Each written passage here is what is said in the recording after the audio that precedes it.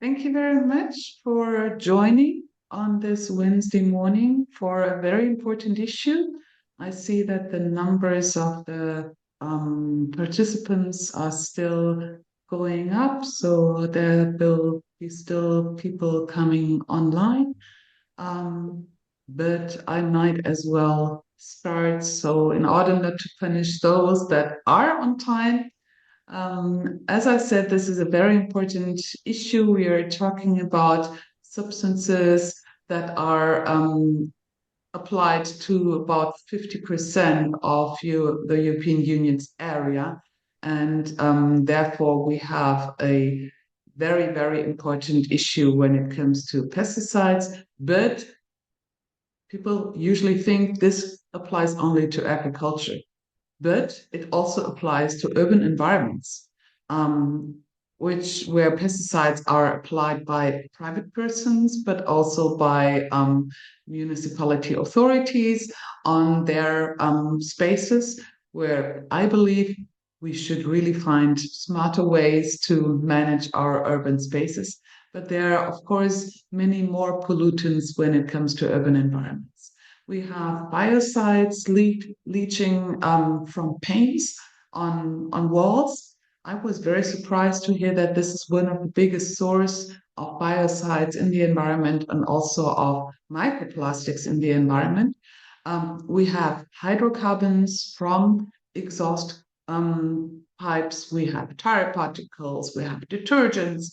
We have all sorts of pollutants, and all these pollutants go into the environment, also into our sewage systems and in our waterways.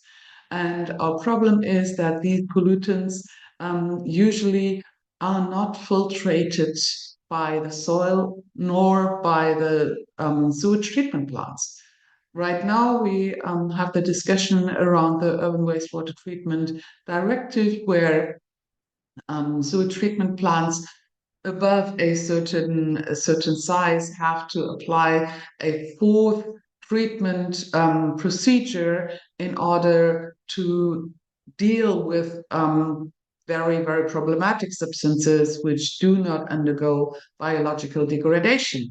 And of course, this will cause a lot of cost, where right now in the directive we have at last the extended producer responsibility, so that the industry that actually brings forward those substances will have to pay for part of the cleaning. But this is very much under attack because obviously the industry says, well, why should we be responsible when it comes to, for example, to pharmaceuticals? We're not taking those pharmaceuticals. It's the people that are taking them, which I find a rather strange argumentation, but that's how it goes. I'm very glad that this webinar will bring together scientists, policymakers, and also civil society experts to discuss this, because the problem persists, the problem even grows, and we don't have a good policy to actually tackle those issues. For example, when it comes to tire particles, one of the first files I was negotiating when I entered Parliament in 2019 was tire labeling. And back then, in 2019, which is now 6 years ago, we managed to get into the directive. The Commission should come forward with a measuring method for tire wear, so for the amount of particles that come off tires, because obviously this is strongly also connected with the life of tires. So the more tire wear, the more particles a tire loses, the less is the lifespan. And Commission was, let's say, rather reluctant, and they haven't done anything since. So I keep asking, like every other year or so, and they always say, "Well, we still have to validate the methods. It's still not really clear."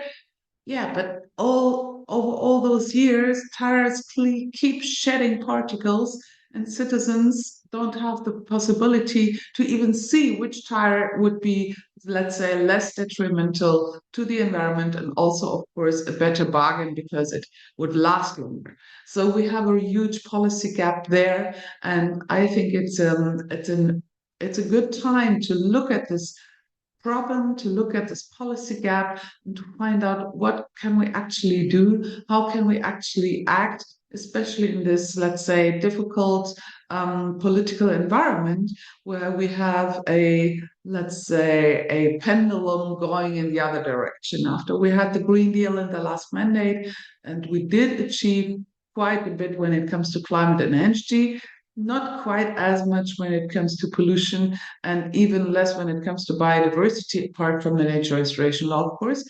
We now are looking at a political environment where everyone is talking about competitiveness, where we hear open calls to open the Habitats Directive, to open the Water Framework Directive, all under the big heading of competitiveness, European sovereignty when it comes to mining, and the narrative that this is all unnecessary bureaucracy, where I see it as the vitally important policy to protect our life resources we all depend on. Try building an industry, try building a business model without the availability of clean drinking water. I don't think that this will work. So basically, what I would like to do, ending my speech, is thanking so much Pesticide Action Network for coming forward to me, for organizing this webinar, and for bringing together so many important experts and so many different voices also when it comes to urban contamination and the way that we can work on it. I think that the program and the introduction of our speakers will be done by the wonderful Angeliki. I hope I pronounced it correctly. And so I would like to hand over again a warm welcome to all of you, and thanks for joining this webinar. Yes, thank you very much, Jutta. So a warm welcome from my side as well. Thank you for joining our webinar. It's a pleasure to have you here today. So my name is Angeliki Lysimakou. I'm the Head of Science and Policy at Pesticide Action Network Europe, and we are the center of a global network of organizations that we're working together to eliminate the use of toxic pesticides and promote safer and ecological alternatives. And today it's my honor to be your chair at this webinar. We will tackle, as Jutta said, a very important issue that we don't hear so much about, and this is urban surface water pollution, which includes pollution from pesticides and biocides that are used in cities rather in agricultural fields, but also from other contaminants originating from vehicles, roads, and buildings. And we organizing together with MEP Jutta Paulus this webinar, with whom we have had fruitful collaboration since the previous parliamentary term, as we're sharing deep concerns about the impact of pesticides on human health, also on the environment and biodiversity. And we all working together for effective solutions and how we can tackle this issue. So today's webinar is part of a project that we have called the Pesticide Free Towns, where our aim is to raise awareness that pesticides are also used in urban areas and results in citizens' exposures and also contamination of water resources. And we support municipalities across Europe to take initiatives to phase out the use of pesticides in spaces such as playgrounds, hospitals, even golf courses, and general spaces used by the public and children. And we promote safer alternatives and solutions, how we can treat this pest management, and overall to protect human health, water resources, and live in healthier urban environments. And the good news is that we don't have to invent new policies, because we already have European policies. As we're going to hear today, we have the Sustainable Use of Pesticides Directive, which calls member states to stop using pesticides in public areas. And then we have the Water Framework Directive, as well as the Urban Wastewater Treatment Directive, that they have a clear objective to protect our water resources from chemicals and ultimately to protect human health and ecosystems. But as our speakers will share with us today, these policies are not implemented effectively in practice, so more can be done. And we will see some scientific evidence about the urban pollution caused by pesticides, biocides, but also by other contaminants coming from vehicles and highways. And all of these chemicals contribute to a direct exposure of the general public to these contaminants, and they put at risk not only public health, but also aquatic ecosystems, groundwater, and surface water resources. So our message is clear that we need to strengthen rather than weaken the European legislation to cut the pollution at source. And before giving the floor to our speakers, I want to share with you some housekeeping rules. First of all, as you've seen, the webinar will be recorded.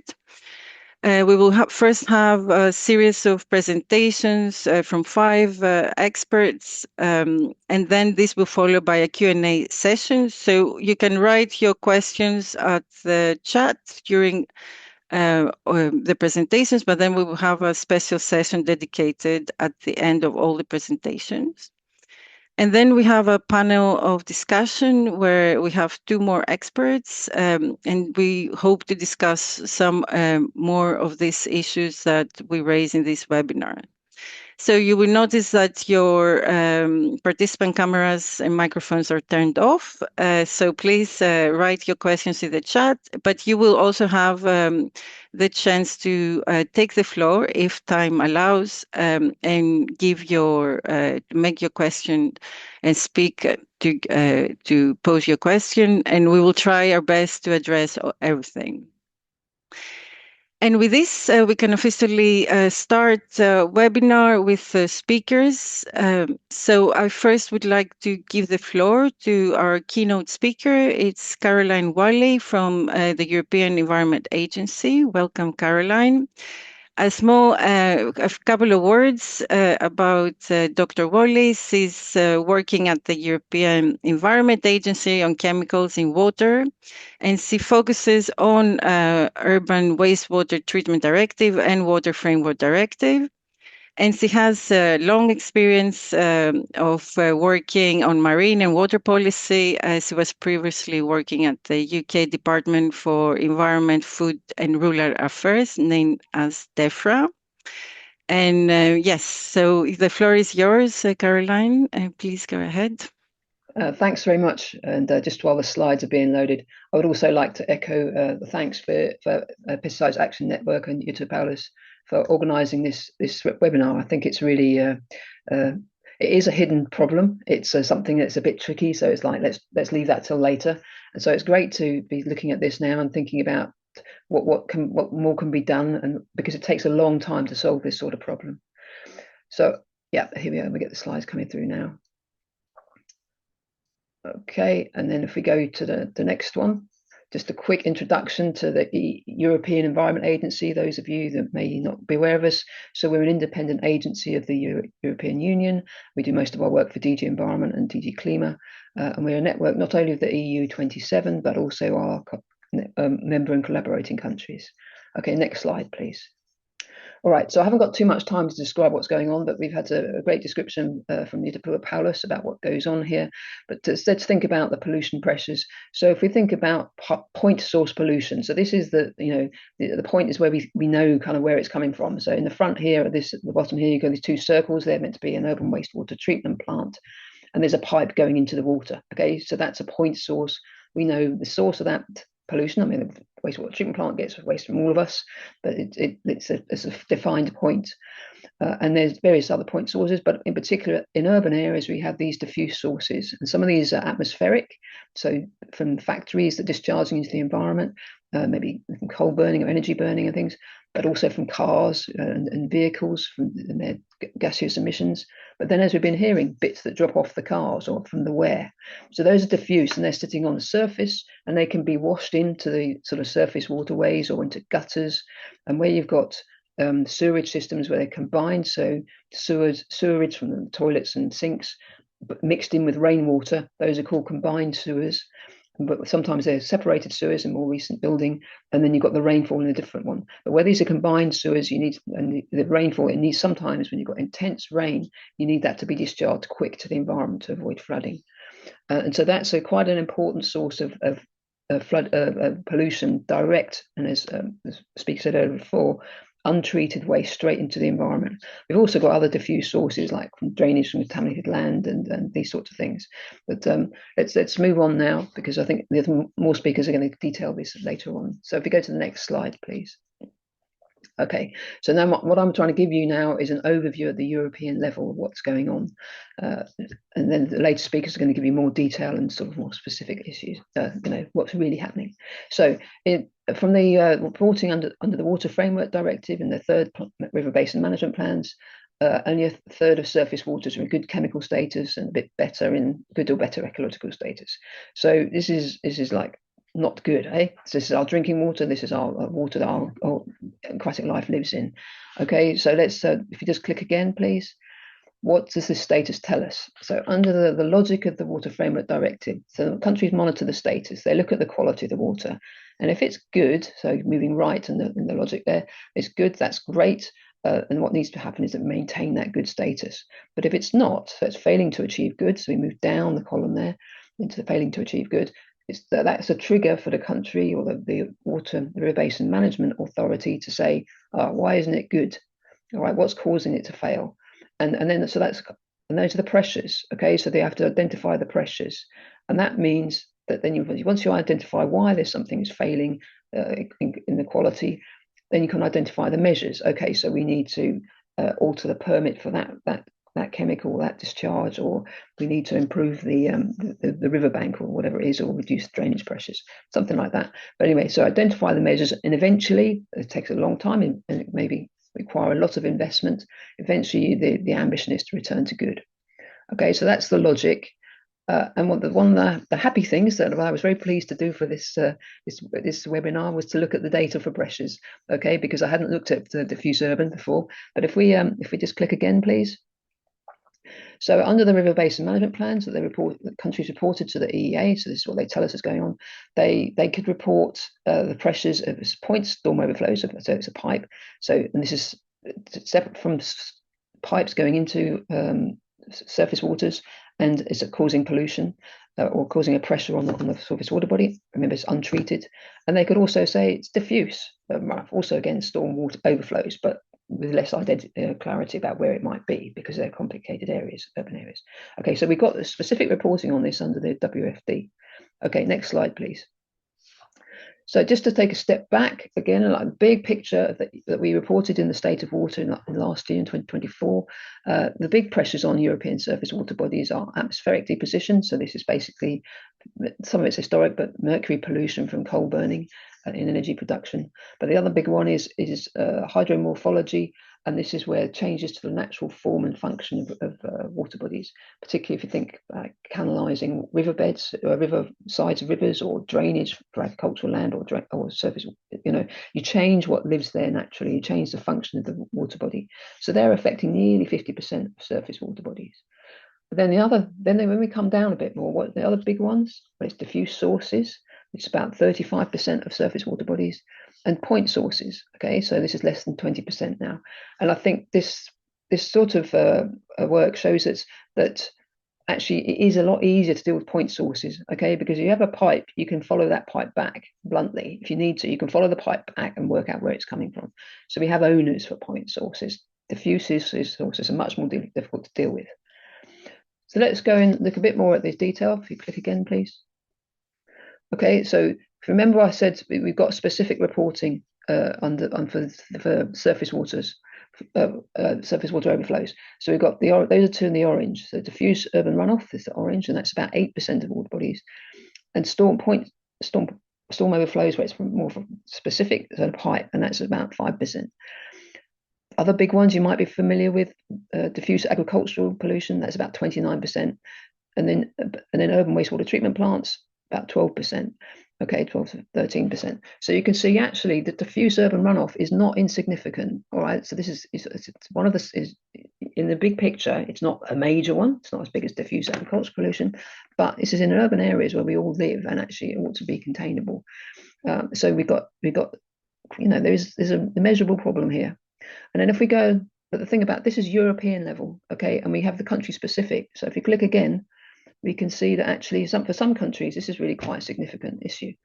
So if you remember, the overall average was about 5 to 10% of surface water. So that's like sort of between the 0 and 20 on the y-axis going up. We can see some countries actually have a much bigger problem. They report a much bigger problem to us on overflows. So Czechia around about 30, 35, Estonia, nearly, well, about 95% of the surface water bodies affected by diffuse urban runoff. Okay, Hungary, again, a lot, between 60 to 80% of them. And Luxembourg, but it's about 99% surface water bodies affected by storm overflows. Okay, and same with Malta, nearly 60%, and Poland, about 58%, something like that.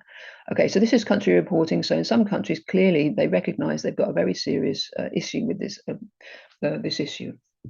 So that's this, and I'm sure we're going to get some more detail from the later speakers, but this is a really significant problem for some countries. Okay, next slide, please. Before I just wanted to step back a bit again and just remind ourselves why have we got combined sewer overflows? Why have we got these things? When we get intense rainfall, you get a lot of rain falling on an urban area, so there's not much natural drainage, and it goes into the sewers, and then there's too much water in the sewers, so it starts backing up, and it comes out, it starts coming out of the manholes and things. But also it can go and cause sewer flooding. So the toilets in low areas, they'll start flooding, your basements get flooded, and it's a really immediate problem. So the functioning of some sort of overflower is a kind of engineering solution to this, because the immediate problem here is very serious. But if you click again, please. The revised urban wastewater treatment directive sort of recognised that there is this really significant issue, and there's a requirement for integrated urban wastewater management plans. All right, so the countries will have to develop these plans for their sort of larger urban areas, and they should reduce pollution from the stormwater overflows, and that from separately collected urban runoff. This is where you have separate systems between sewer and rainfall or precipitation. And the plan should include measures to prevent pollution at source and favour nature-based solutions over the establishment of grey infrastructure. So try and find softer ways to do it rather than just hard engineering, but you might always manage that. And they suggest some measures such as natural water retention. And natural water retention is very important, especially because some water availability is becoming a serious issue for large parts of Europe, and actually hanging on to this water and slowing the flood peak, but also retaining some of this water so we can replenish groundwater and things is quite important. And then this treatment of the first flush is to say, actually, when you get this, if you've got a lot of rain, the first bit of overflow, where you're maybe washing off the pesticides that are stuck on the surfaces, or all the kind of things that are sitting in pipes that are sat there and they get just collected, that's going to be the most contaminated. So at least hang on to that so that can be properly treated if in the worst possible case, and then release the more dilute rain later. So the next slide, please. So just on my last slide, to have much time.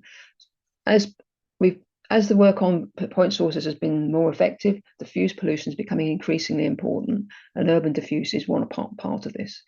With climate change, we know we're going to get more intense precipitation, and that also can lead to erosion in in some places, depending on the geography. So there's more intense precipitation, so more water coming in and presenting the risk for surface water flooding. And with increased urbanization, as we're all moving to cities, we've got more hard surfaces, so there's less space for the water to naturally drain in. So with all these things, you need local solutions to address multiple local needs. It could be flood alleviation, it could be blue-green space. And I show a picture here of Hamburg that's gone for the green roofs as being part of its Sponge City effort. So I think there are solutions in place. We're going to hear a lot more about that from our coming speakers and what things can be done. I do think the revised Urban Wastewater Treatment Directive gives the opportunity to sort of really, for cities and towns and urban areas, to do something about it, but it will be a challenge for implementation. So with that short introduction, I hope that helps everybody. Thank you. Thank you so much, Caroline. This was a very good introduction to the topic of today, and to highlight that also a positive message that something can be done, and we have the legal tools at least. And so I will move on to our next speaker, which is Dr. Michael Burkhardt. Sorry if I don't pronounce your name correctly. He will be talking to us today, giving a presentation about biocides and the problem we have from urban contamination from the use of biocides. A couple of words is that Dr. Burkhardt is head of institute at the Institute of Environmental and Process Engineering, and he's a professor at the Environmental Engineering at Eastern Switzerland University of Applied Sciences. And he has many years of experience in research about wastewater treatment technologies. So it's really it's important to have you here today. The floor is yours. Yeah, thank you. I would like to share the slides. Can you see it?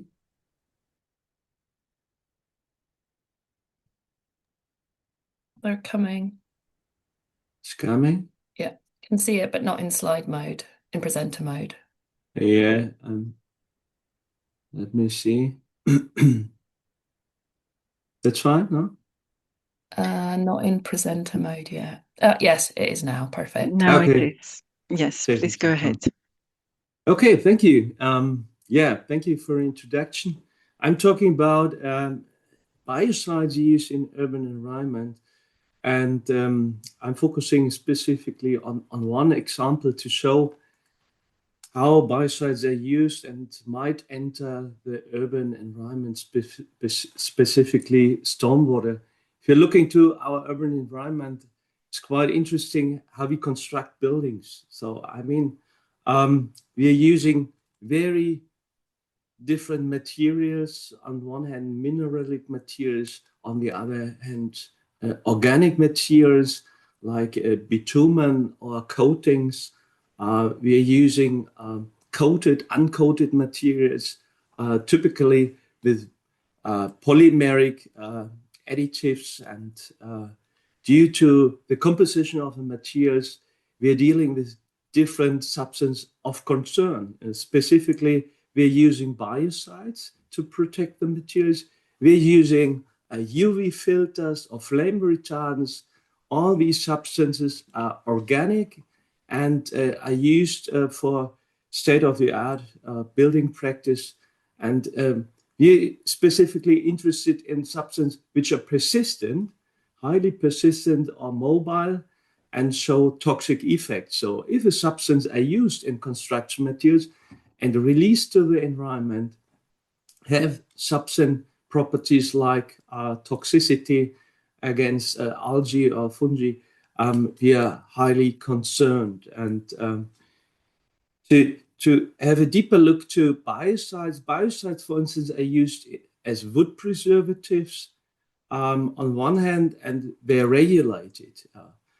So by the regulation, we also have a risk assessment which address clearly the release to the environment. On the other hand, we are using additives which are not regulated under biocide regulation, and these substances are really difficult to assess and to discuss. For instance, the root protection agent, which is used on green roofs, and it's important to use because it's a standard additive to protect bitumen sheets against the root penetration.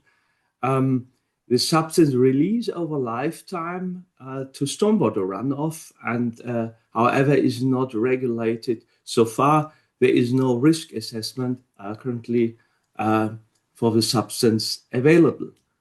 If you look to the biocides, on the one hand, they're used with a clear intended use, addressing organisms to control the growth, for instance, of bacteria, and the number of substances used in the different product types are huge. For instance, as disinfectants or anti-fouling products, but also for material protection.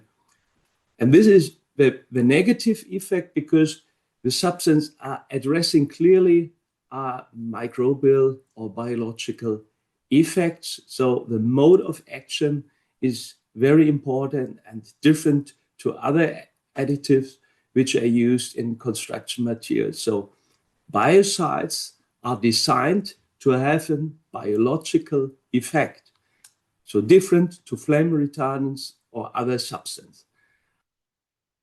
For instance, biocides used in coatings for facades to control the growth of bacteria on one hand in can, that means in the container, especially for waterborne products, and on the other hand as a film preservative on the facades. So this is current state of the art, how we protect materials against the growth of algae and other microbials. So, and it's also important producers give a guarantee against the growth over a period typically of 5 years, and therefore there is a need to use currently biocides. For instance, 2 to 4 biocides are typically used as film preservatives in such coatings, and the initial amounts are really high, for instance, compared to agriculture. Overall, in Germany, we calculated that up to nearly 300 tons are used. A couple of years ago, the amounts were significantly higher. However, these are introduced with every product used for facade coatings. And substances which are persistent with slow degradation, like terpentine or diron and isoproteron, which are well known also as pesticides from agriculture, has a long half-life. So therefore, they are persistent and might enter the urban environment and stormwater. And on the other hand, we have substances which are rapidly degrading, and these are, let's say, significantly better compared to these persistent substances. They are substances of concern because they are mutagenic. Carbendazim has more or less disappeared from the market. It's not allowed anymore because to the mutagenic or reproduction toxic effects, and the other substances are also in the focus due to these negative effects. Overall, if we use it, we're using it in polymeric coatings, and these coatings look like rubber. So if you see here, if they're in the wet state, they look like rubber. It's like a foil on the building, and it's not similar and comparable with a mineralic coating, which is the alternative. The materials, the products are cheap. You can apply rapidly. So it's state of the art to work with coatings consisting of polymeric coatings. And in these coatings, the biocides are exposed to the weather conditions, so by driving rain, the temperature. So every day we have rain events, the driving rain will release these substances from surfaces. And as you can see, at the beginning, the concentrations are really high. They're about factor of 1,000 to 10,000 above the limit values of the Water Framework Directive. So, for instance, with substance terpentine, we have about 0.65 5 nanogram per liter. So we have to dilute the runoff of hazard coatings orders of magnitude to protect surface water or groundwater.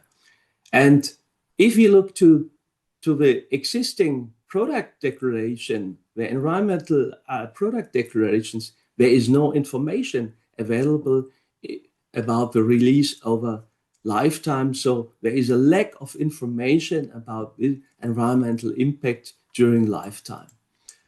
We're talking about diffuse pathways to the aquatic systems. So on one hand, the infiltration to groundwater or direct discharge. And we're promoting decentralized systems because closing the water cycle is essential. And if you look to the substances like biocides, they might enter the groundwater due to the infiltration of stormwater.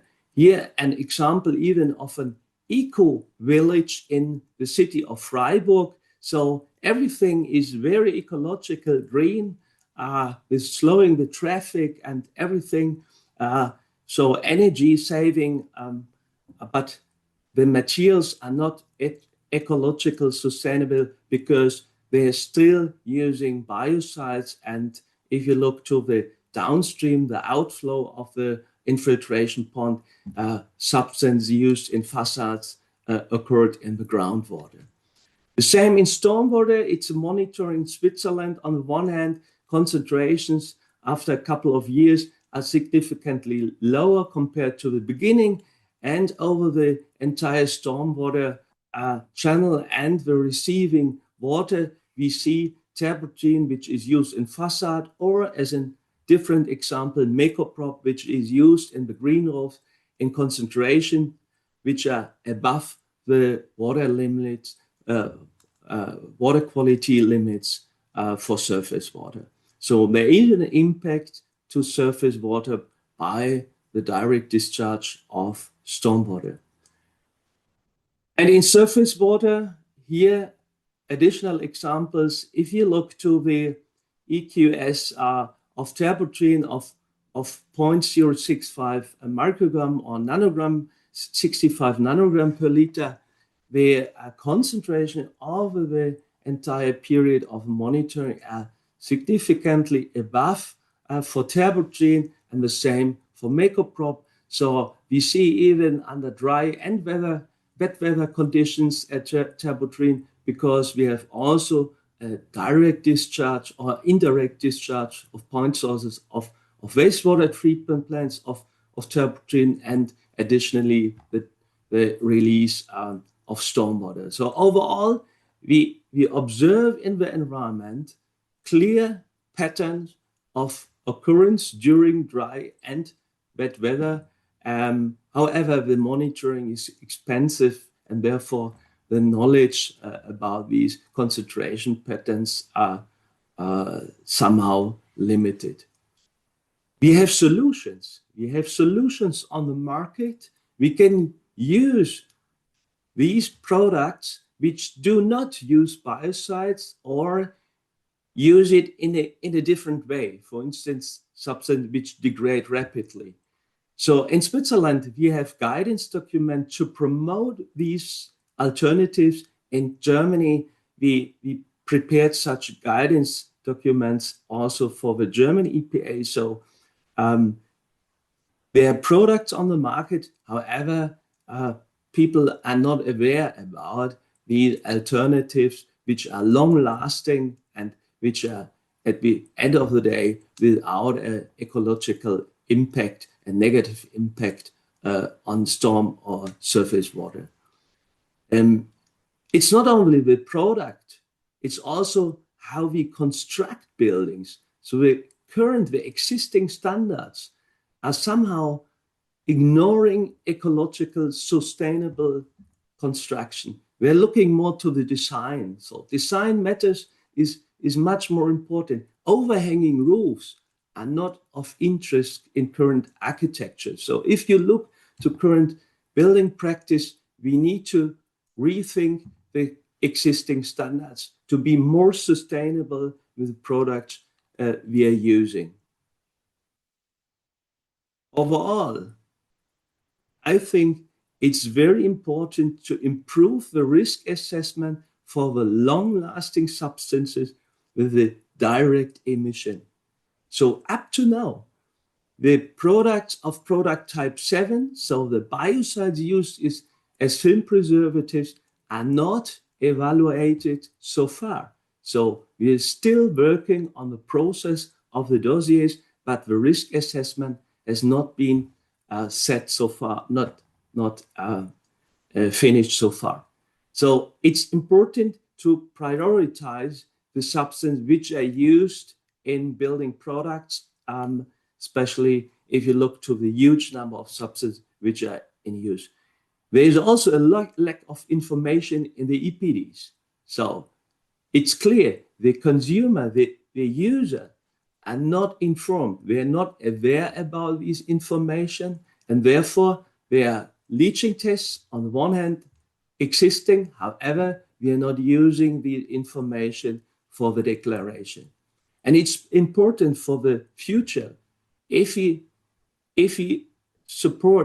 want to improve the building practice in cities to become more blue-green, sponge cities, we need to develop incentives, to have incentives to make it more attractive to use sustainable means ecological sustainable products, but also for the producers, it's not attractive to develop ecological products because the market is already working with the existing product. And it's a problem that even we have alternatives, they are not used. And it's very important to have leaderships, and public buildings, typically in Switzerland, they are in favor. They need to use ecological materials. I think this is important to really support, I would say, the shift from the cheap and product with a negative ecological footprint to products which are long-lasting and which has less impact and which are more sustainable. So overall, thank you for your attention, and hopefully you could follow my presentation. Yes. Thank you very much, Michael, for this really impactful presentation.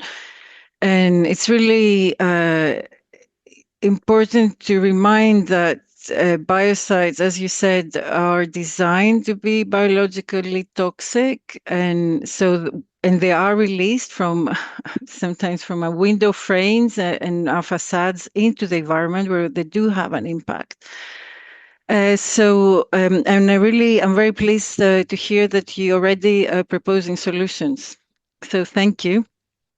So I remind everyone that we can take questions at the end of the presentation. So please feel free to send them in the chat. And now I will give the floor to our next speaker, who is Joe Bradley from Stormwater Shepherds, which is non-profit organization that they're working to reduce pollution from stormwater. And she will focus on pollution from highways. She has been working on for over 30 years on this topic, and I just want to share with you that she was also named in END's Power List for her work on tackling water pollution. So yes, so please, Joe, go ahead. Thank you. Can you see the slides? Yes, we can. Perfect. Thank you. I'm going to talk about, this is not a pesticide. I'm going to talk particularly about pollution from highway runoff today. And it's interesting, following on from Caroline's slides, this is a highway outfall off a motorway in England. And this is absolutely a point source discharge.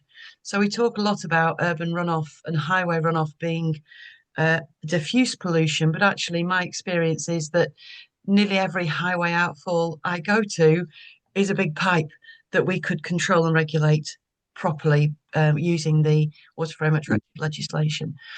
We know that these cause pollution. So this one is near my house and I sample it sometimes. I don't do formal research because I'm on my own running the charity. So I just take spot samples and share the results of analysis with anybody that's interested. So this is some samples that I took last year.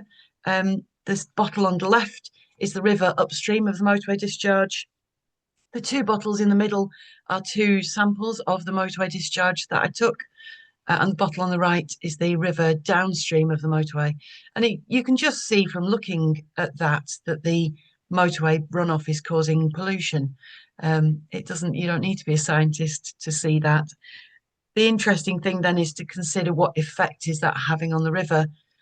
And to some extent, that depends on the size of the river it's discharging into.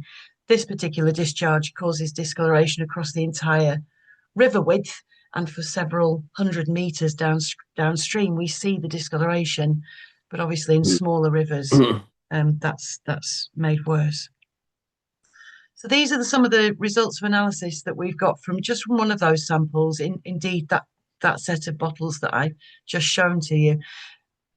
These results are available in a report that I will share the link to in a moment. So don't worry if you don't have time to look at this in detail.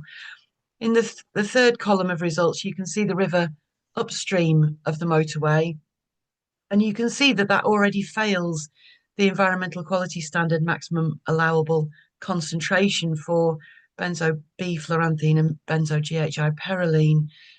The river upstream of the motorway already receives urban runoff. So there's a supermarket car park running into the river up there. There's a local road on a very steep hill, and there's another motorway discharge much further up the catchment. So the river is already polluted as it comes into the park. And then the column on the left shows that the motorway discharge, those black bottles that I've just showed you in the photograph, are also grossly polluted and fail the environmental quality standard for all of the polyaromatic hydrocarbons for which there is a standard. And those failures are quite extreme. They're hundreds of times above the environmental quality standard. It's interesting to note as well that copper and zinc fail. I can't say for sure whether or not they fail the environmental quality standard because that's an annual average standard and I only take a few samples a year. So I can't say with confidence whether or not the discharge will fail the annual average quality standard. But nonetheless, on this occasion, the sample did fail that standard. And then you can see the river downstream, which is where my interest lies because I'm working on river health. The river downstream of the motorway is affected by this pollution and fails to comply with the standards. That's quite interesting because it's very interesting as far as I'm concerned. Across Europe, the Water Framework Directive and the Environmental Quality Standards Directive dictate that all European countries must seek to comply with the environmental quality standards and must seek to meet the environmental quality standards in all their water bodies. And yet this pollution is going on across Europe, unchecked, often unmonitored, and with no proper controls. And yet here we have an example of where it is contributing to a failure of the environmental quality standard in the river downstream. So it's a massive problem everywhere as far as I can tell.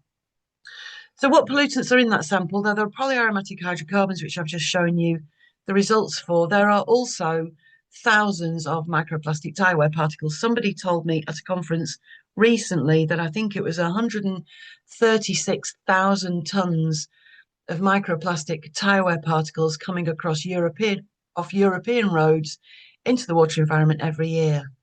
136,000 tons of microplastic tyre wear particles. And we know that they carry the small pollutants into the water environment. So the polyaromatic hydrocarbons like to stick to the little particles and go into the water environment. But we also know that the tyre wear particles leach out their own pollutants, and indeed they cause harm, physical harm themselves. Creatures eat them and then think they've eaten something, but actually what they've eaten has no nutritional value, and so they fail to thrive. So they are hugely harmful. There's masses of research going on globally into the harm from microplastic tyre wear particles. And frankly, the papers that I've read, none of them fail to find harm. Every piece of research that I've seen finds some evidence of harm. And then at the top of that list, and rightly so, are copper and zinc. And so some recent research in England found that pollution from copper and zinc is one of the reasons why our rivers are failing to recover as well as we thought. You know, we've been doing pollution prevention. I've been doing pollution prevention for 30 years, and yet our rivers are not clean yet.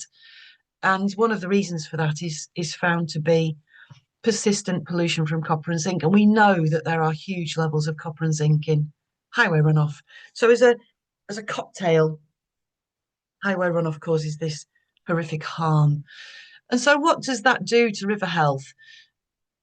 It's really hard to measure in the field, but all the laboratory research for the harm caused by these pollutants shows that they cause mutations and deformities, they cause mutations in embryos, they cause harm to unhatched eggs, they cause damage to the developing eyes in fish, so the fish grow with eye problems. They affect the behavior of the creatures in the river. So they have a narcotic effect. So the creatures can't properly behave and therefore can't catch their food and can't run away from their predators. So they have massive long-term insidious harmful effects on the creatures that live in the rivers. And they suppress those populations. They cause the creatures to not thrive or grow properly. And that then goes on to affect the entire river ecosystem. So those little insects that live in the river hatch out and become flying insects that are then eaten by birds and bats. And so if you affect that population of insects in the river, you then go on to affect the whole river ecosystem. And we all know that biodiversity collapse across Europe and indeed across the world is a massive problem. And this really, this toxic effect at the bottom of the ecosystem is something that we should be very aware of and very concerned about.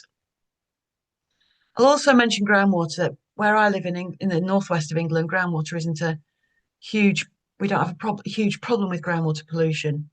But there are parts of England and indeed parts of Europe where groundwater protection is a huge concern. And this photograph shows a drainage ditch at the side of a motorway near a city called Portsmouth. And the runoff from the highway, the motorway, just goes straight into that drainage ditch. And the rubber berms that you can see are there to hold the water back and encourage it to filter into the ground. And there's no pollution prevention there at all. That motorway runoff, and you saw the results of analysis earlier on, that motorway runoff is just soaking into the chalk strata there. And we don't measure that pollution. We've no idea what pollution that is causing to our aquifer.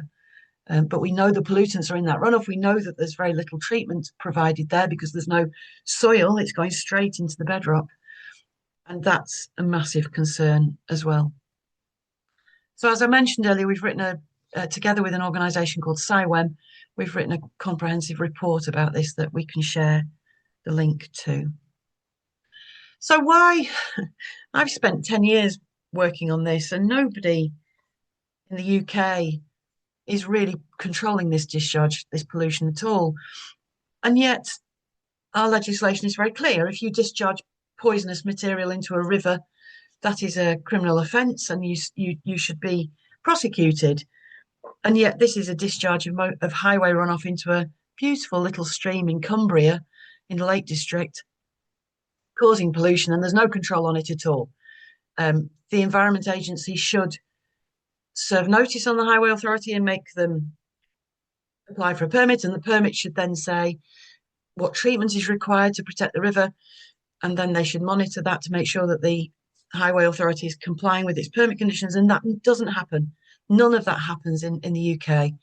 There are some regulatory controls in Scotland that are applied to highway runoff, but it's not direct permitting, and there's nothing in England and Wales, and there's no control. And we know there are probably 1 million outfalls like that across England.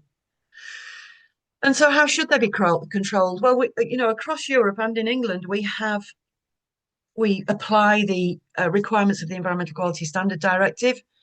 We have legislation that transcribes the requirements of the directive into domestic legislation, and all European member states should comply with the Environmental Quality Standards Directive. And yet here we have a discharge which contains priority hazardous substances in levels that far exceed the standard, the environmental quality standards. This is a discharge, this is the sediment from a discharge in a town in the northwest of England, and that sediment is stuffed full of microplastics, polyaromatic hydrocarbons and toxic metals, and it discharges into the river every time it rains, and there is no control at all. And as far as I can tell, that's true across a huge amount of Europe. And yet the Environmental Quality Standard Directive sits there saying we must control these discharges, and we're not. And I don't really know why. So theoretically, our environmental regulators, wherever we are, should be measuring this pollution. We know that this pollution exists. We know that it comes out of big pipes into the river every time it rains. So why is nobody monitoring it properly? As we monitor sewage, we monitor all our sewage discharges. The Urban Wastewater Treatment Directive strictly controls how much treatment we deliver to sewage discharges, and yet we never measure this. But if we measured it, then we could reflect this harm and this pollution in our river basin plans under the Water Framework Directive, and then the river basin plan would identify this as a source of harm, and then there would be, in the programme of measures for the river, you would have an identified harmful effect, and then you would have a plan in place to fix it. Theoretically, you would make the highway authority apply for a permit. I mean, we're all familiar with these processes, but they just don't happen. And if every European country, European member states, but also England and the UK, if we did this, if we controlled this pollution properly, we would see a massive improvement in river health. And I don't know why we don't do it. Thank you very much. My contact details there, just in case anybody wants to reach out to me outside of the conference. Thank you. Yes, thank you very much, Joe, for this presentation. Yes, it's true that you're touching upon a different issue that maybe we're not working on in our organization, but it's very similar to what is not done and what needs to be implemented at member state level. You touched upon that we need to increase the monitoring of this pollution to understand it and take action. And this is actually a good introduction also to now our next speaker, who's going to be talking to us about the impact of this urban pollution on aquatic life. I would like to introduce you to Dr. Henry Obanya. He's an environmental toxicologist and research fellow at the University of Portsmouth. And he specializes on the impact of chemical mixtures on aquatic organisms and has focused on urban surface water pollution. And he has an emphasis also on tyre and road-derived contaminants. So it's very relevant to what we just heard. So yes, Henry, the floor is yours. You can start your presentation. Welcome. Hi, everyone. Please, can you put up my slides?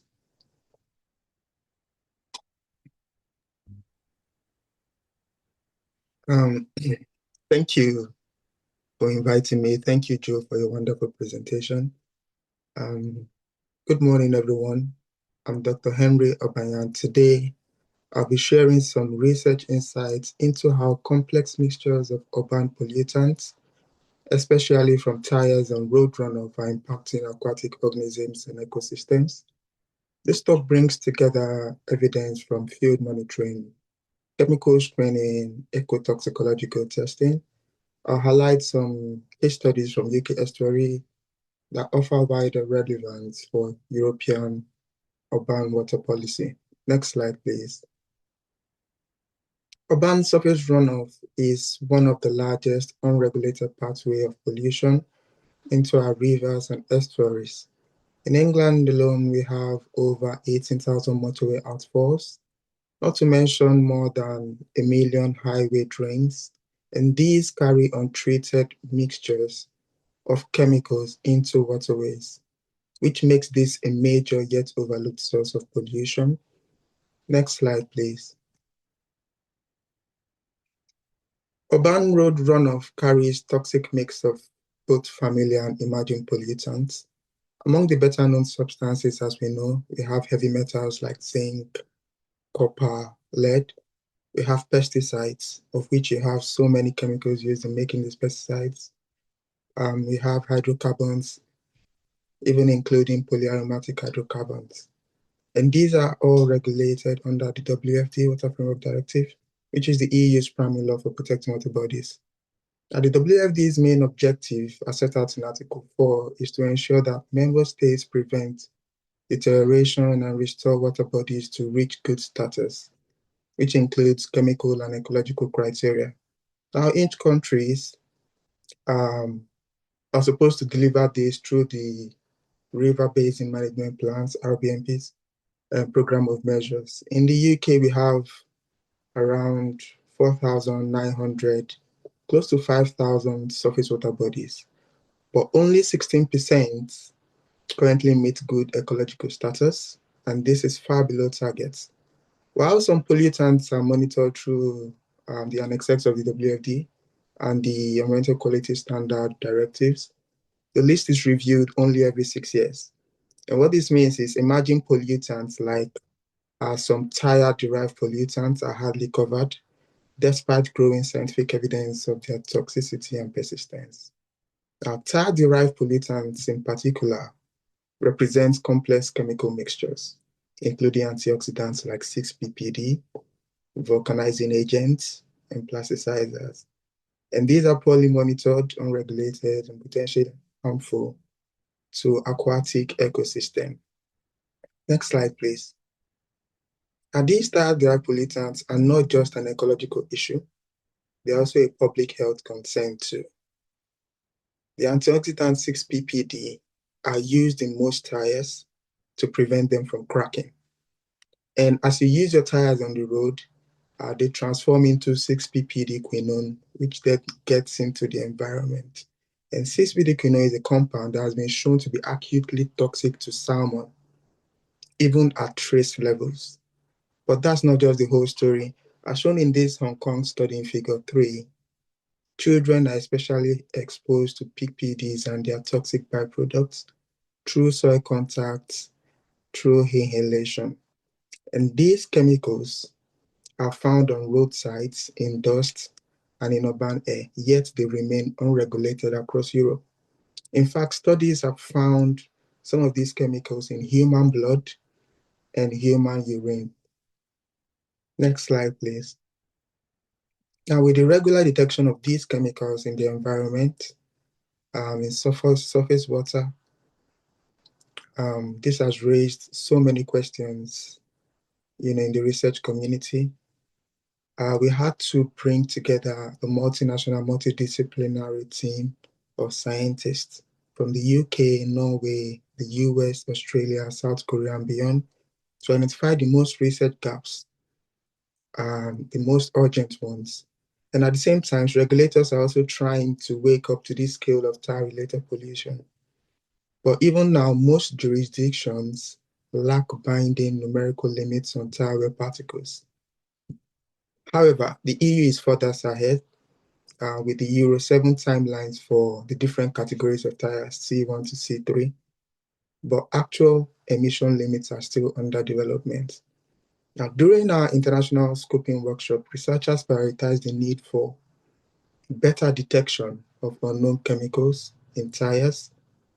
Researchers also wanted to know the actual chemicals used in making tires, because even within the industry themselves, they keep this as a secret. Researchers also wanted to know the mixture toxicity effects of these chemicals and pathways for mitigation and for regulation. Now, what I'll show you next are examples of studies shaped by these priorities, including chemical screening, ecotoxicological testing, using important organisms in our environment and real-world monitoring. Next slide, please. In this case study of the Solent, now the Solent is this straight water body that divides the south of England and Isle of Wight.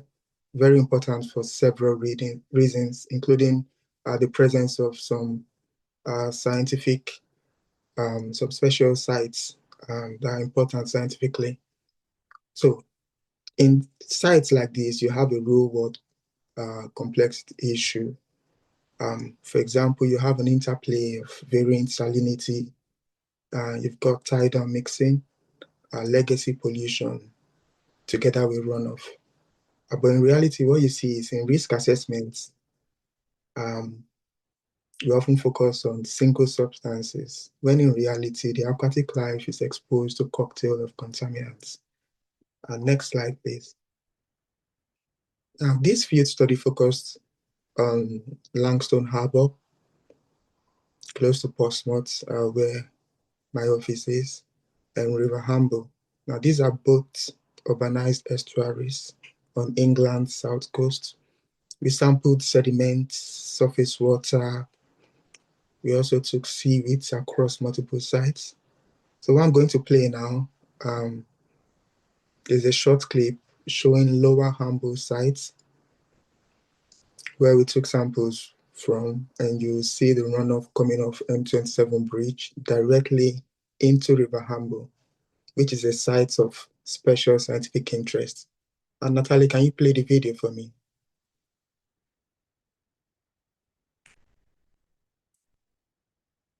Yeah, just click next. The video is going to play.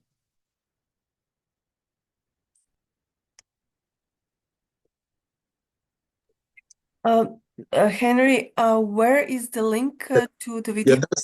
Yeah, that's one there. Just it's supposed to highlight and play. Yeah, play that. Can you play it? Click it. Yeah, it's not working, sorry. Okay, so that's supposed to show a video of the runoff coming off M27.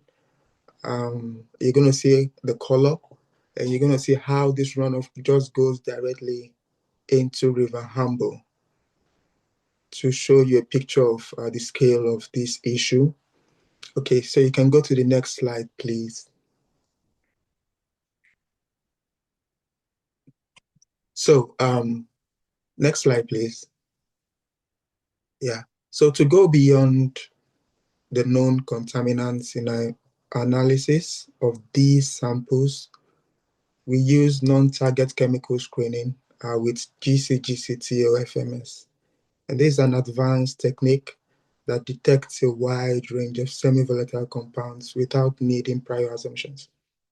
So this revealed a complex mixture of tire-related chemicals in the extract environment in hundreds, including benzothiazoles, which are used as a vulcanization agent and linked to endocrine disruption.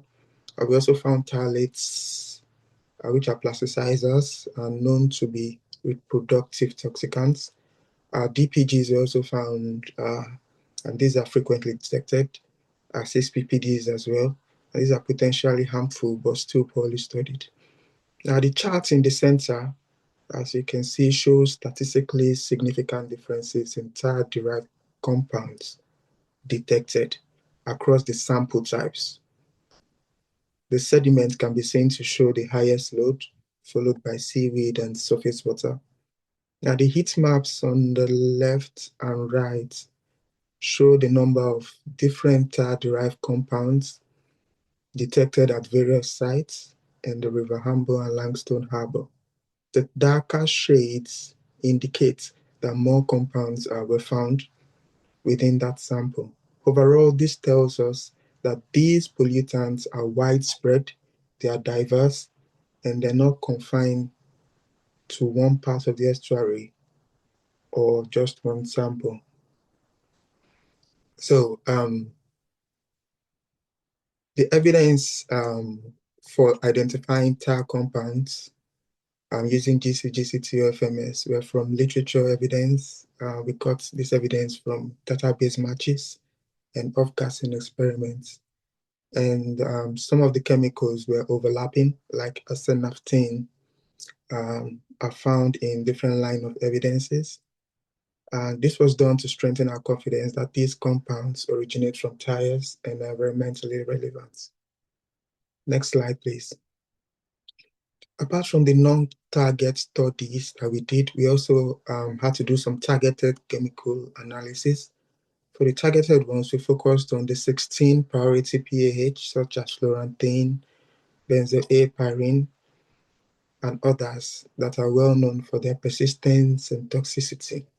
Now, this slide shows the Langstone Harbor site, and PAH levels in the sediments were significantly higher near the outfall points.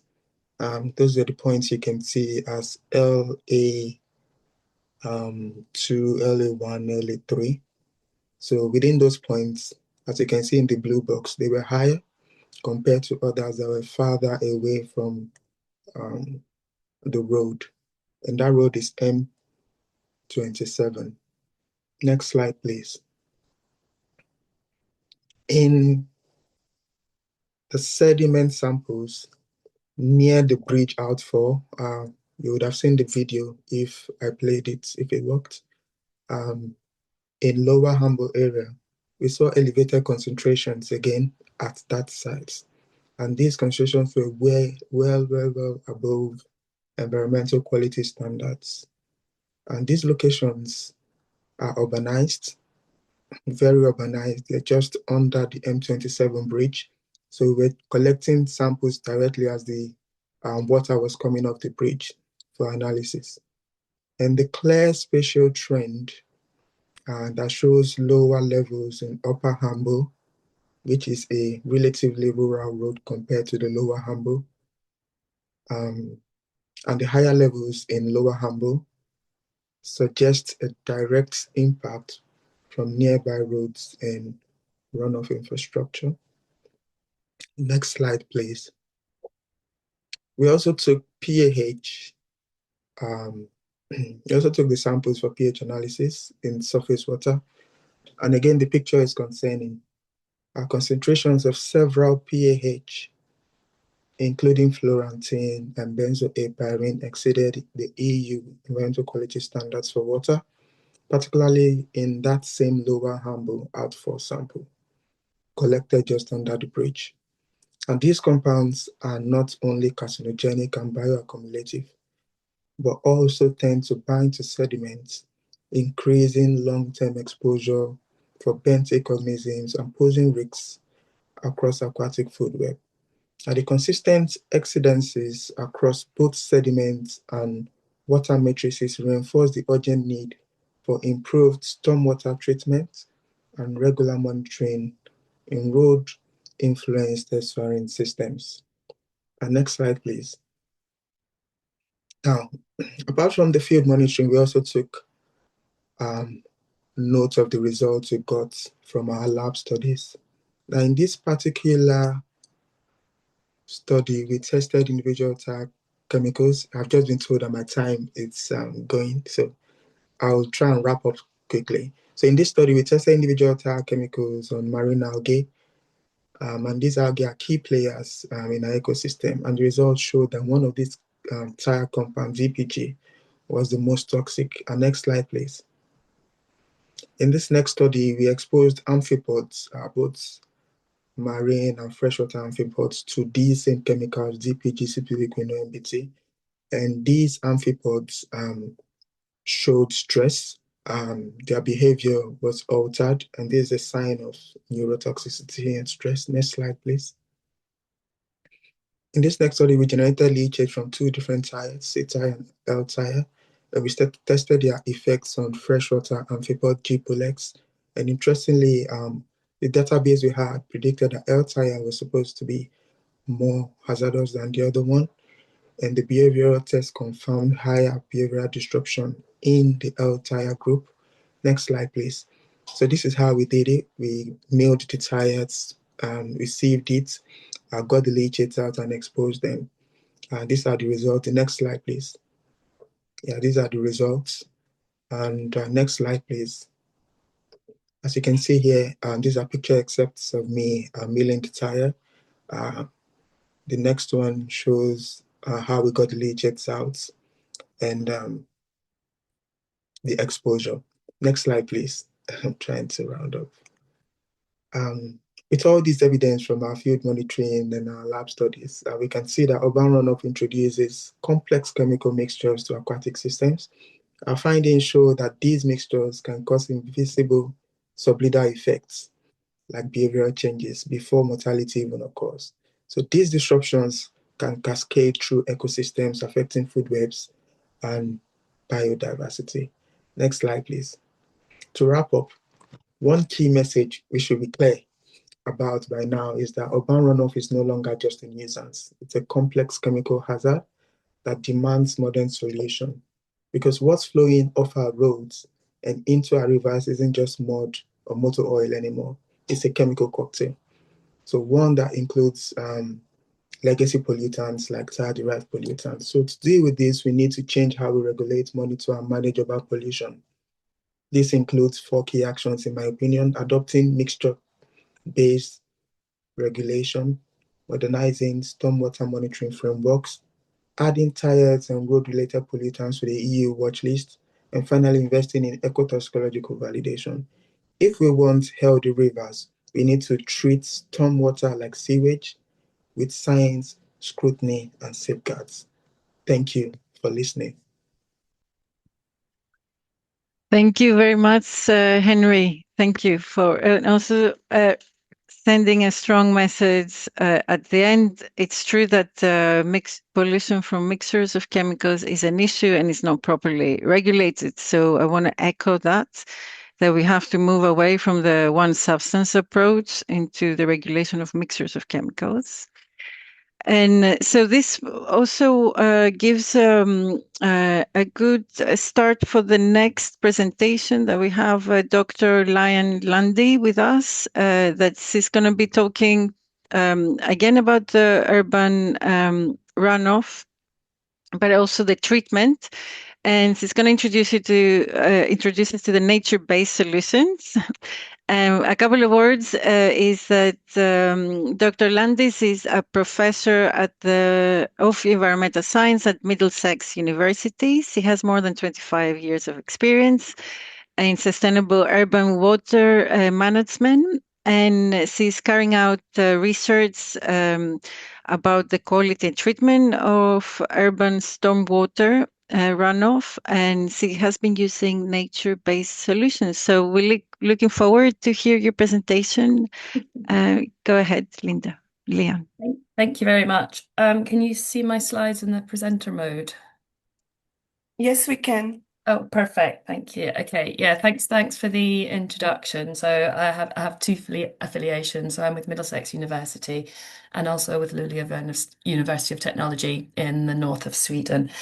So yeah, my background is in the sources, fate, and behavior of urban pollution and their treatment using nature-based solutions. So I'm delighted to have this opportunity to follow on from these super interesting speakers. So as we've heard, now which one is it going to be? Okay, why not my slide to move? Oh, here we go. Yes. So just to recap, so we've heard when it rains and rain falls on impermeable surfaces, it can mobilize substances from a range of different activities. And we've heard from Joe about cars, also from pet waste and the medicines that we give to our animals, littering, construction activities, emissions from industry, so aerial deposition as well as deposition on surfaces from activities, but it's also the drainage surfaces as well, which we've heard from Michael about emissions from different types of building materials. We also talk about street furniture, so crash barriers and lampposts, etc. The roads themselves, and also recreational areas, parks and gardens can contribute to pollutants, as well as misconnections.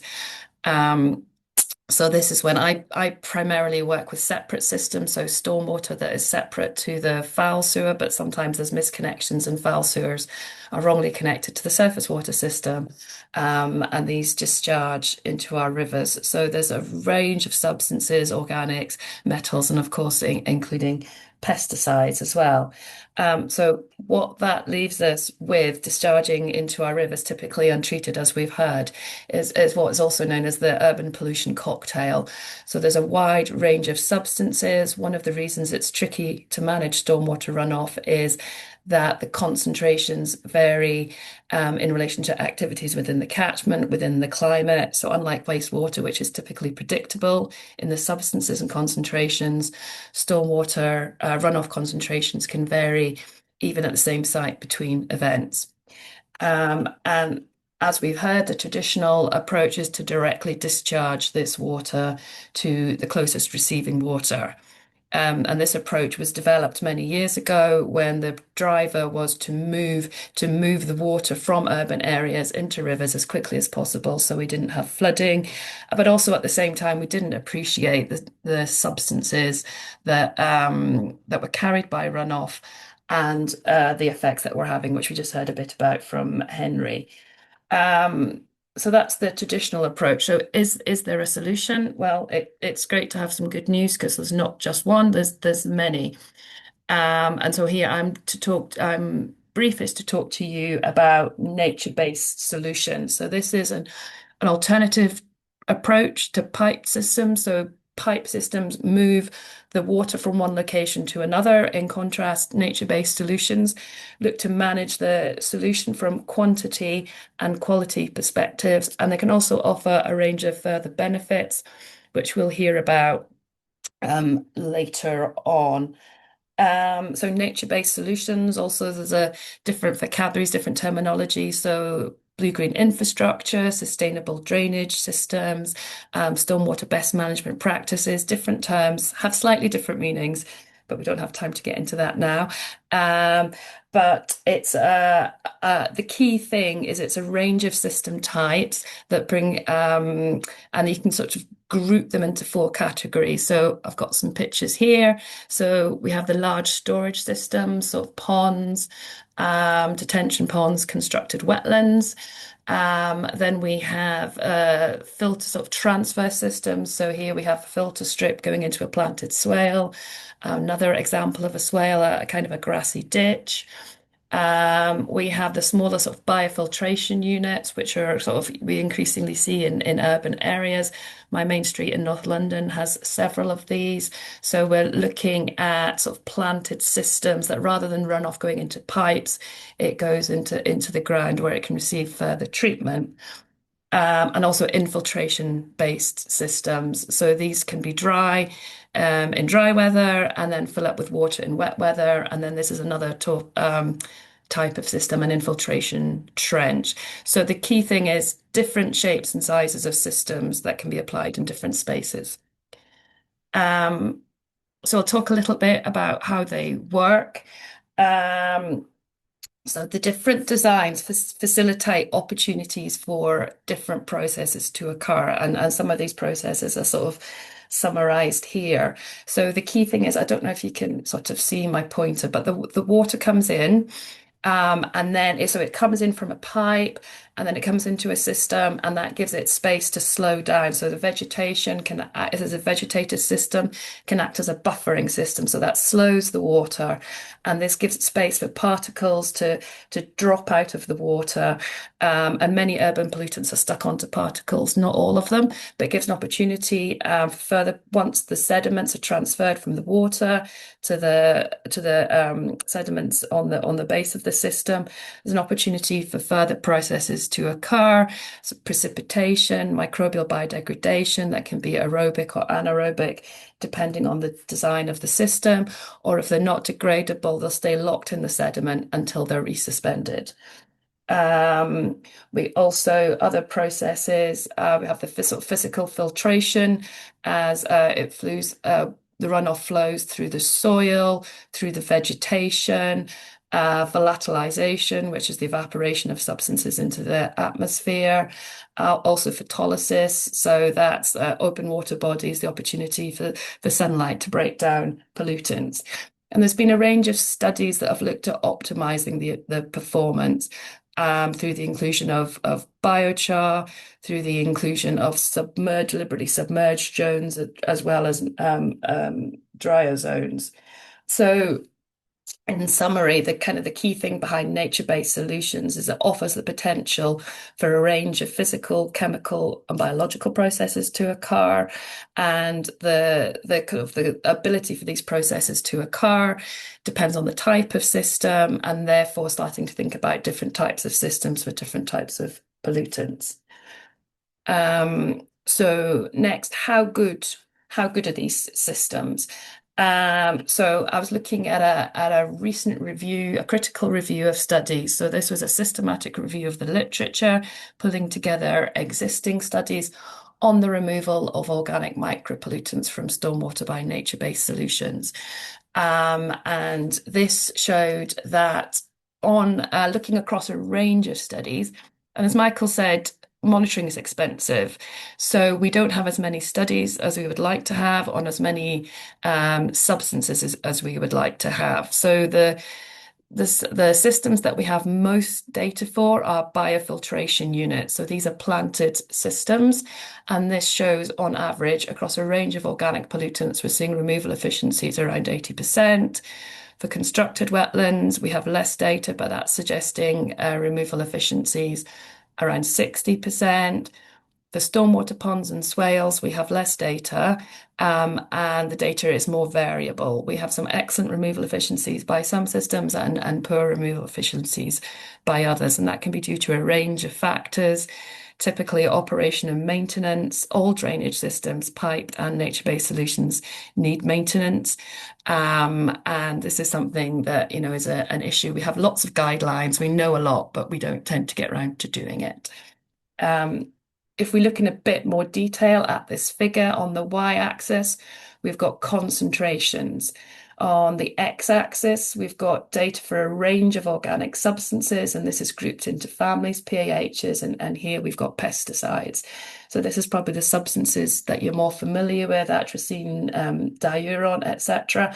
And the numbers at the bottom show the number of individual data points. So this comes from a range of different studies. The blue boxes are the influent concentrations, and this line here is the median concentration, and the green boxes are the outflow concentrations. So we can see that for a range of substances, the outflow concentrations are typically lower than the inflow concentrations. So this is suggesting pollutant removal. This is based on concentrations. Obviously, it'd be better to do loads, but we don't have the flow data to enable us to do this. But we're sort of seeing there's lots of variation within there. These are sites are located all around the world, different land use activities, different events. But overall, there's a strong indication that these systems are capable of removing organic micropollutants from the water column and reducing the amount of pollutants that discharge into receiving waters. I mentioned briefly that it's not just another type of drainage system, it's one that can offer a range of benefits. And I've listed a range of benefits here. So these are perhaps some of the benefits you might associate with parks and gardens. But just to say that when you're having above ground systems in urban areas, space is at a premium. So you're looking at systems that can deliver multiple benefits. So from providing shade, increase evapotranspiration rates, mitigate the urban heat island effect.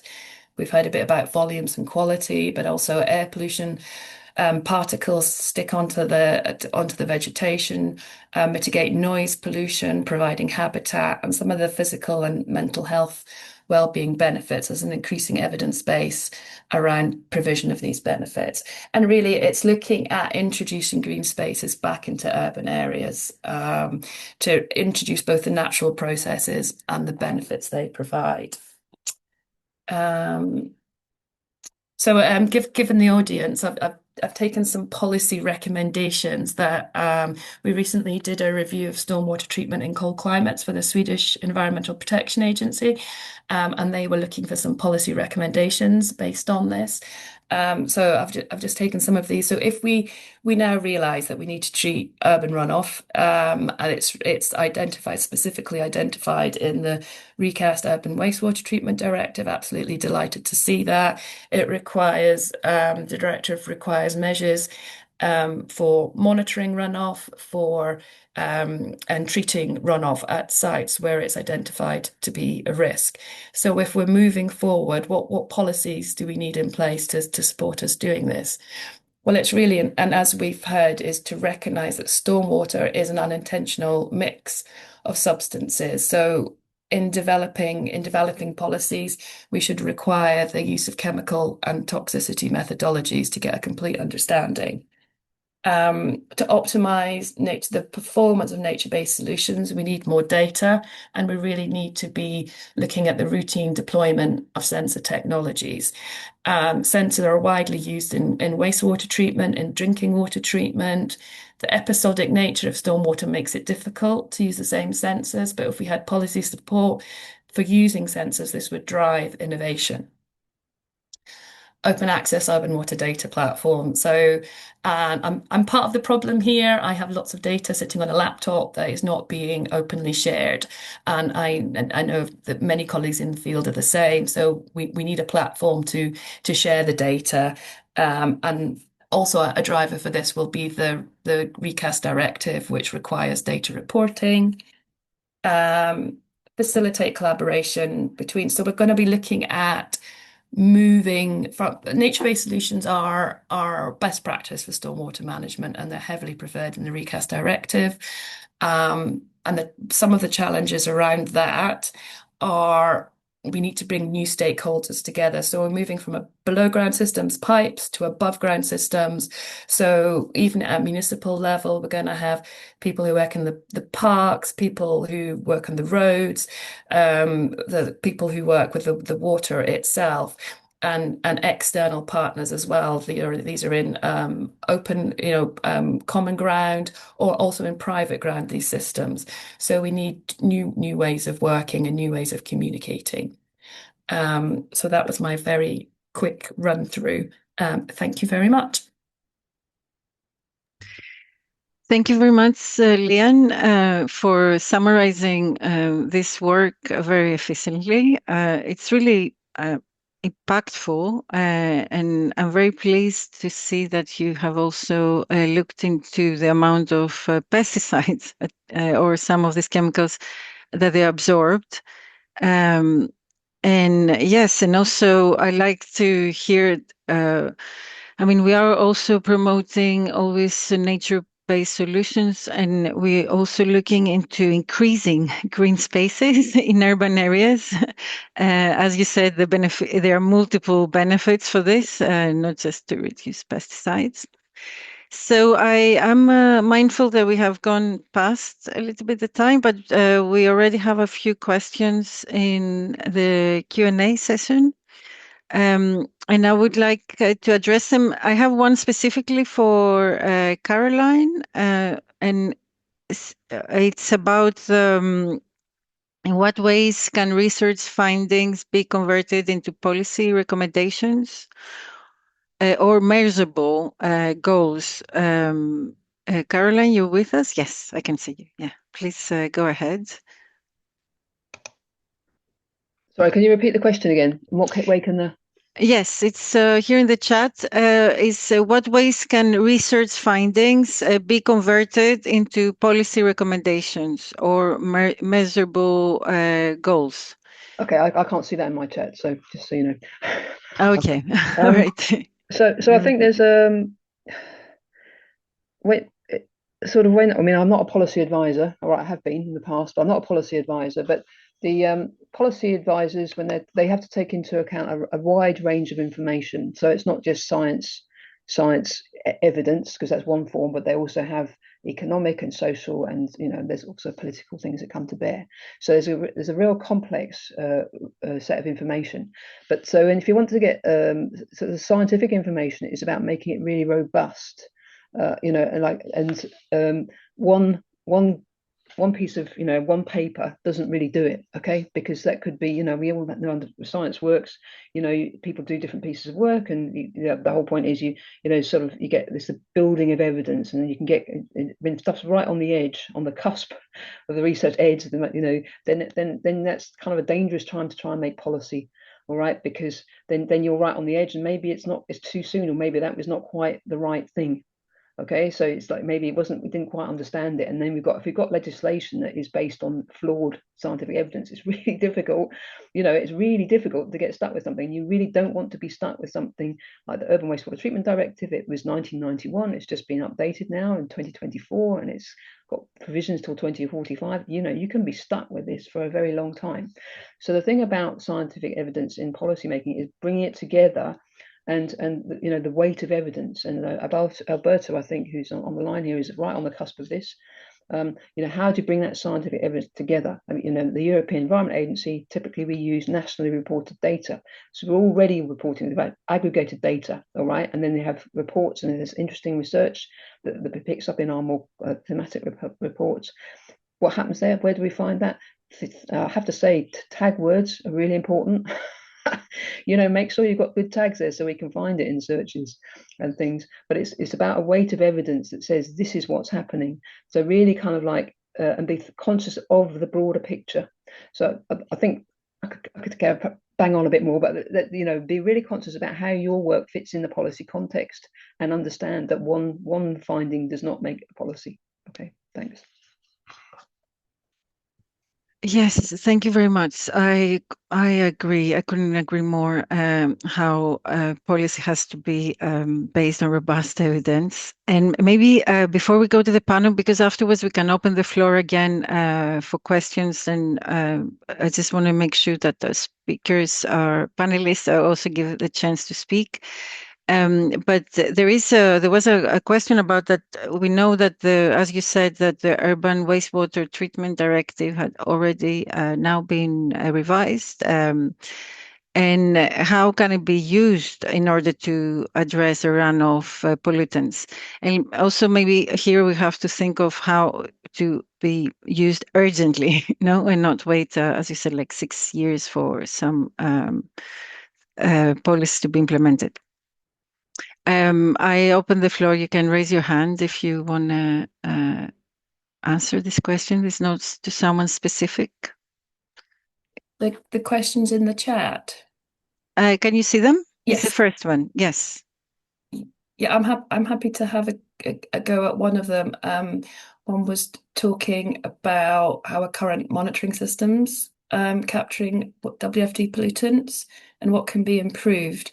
I think one of my bugbears is we don't have a standard method for monitoring urban runoff. And I just want to make clear as well that people understand in the recast directive that what I've always called stormwater runoff in the directive is combined sewer overflows, and then there's a separate category, urban runoff, which is for separate systems.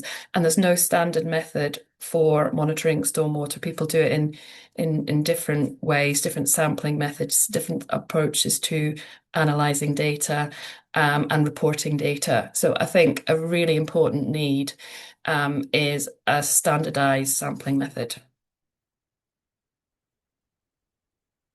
Okay, this is very straightforward. So, okay, good. All right, so let's go to the panel, and then we can come back to the questions, because I see we still have a few, and we will try to address them all. So now I would like to open the panel discussion. So we're inviting back Jutta Paulus, but also we have Alberto Pistocchi. He's joining us today from the Joint Research Center. He's a few words is that he's an environmental engineer and land planner. And as a scientific project officer at the JRC, he develops policy analysis, quantitative policy analysis in the field of integrated water resources management, river basin management, and water, food, energy ecosystem nexus. So yes, you're with us. I can see you. Yes, please go ahead.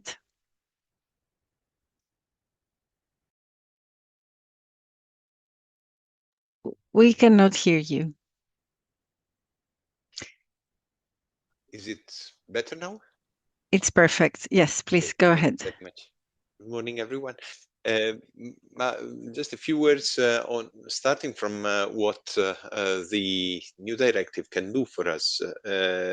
I think actually what Caroline was stressing is quite important. We came to urban runoff after decades, I would say, of building scientific evidence, and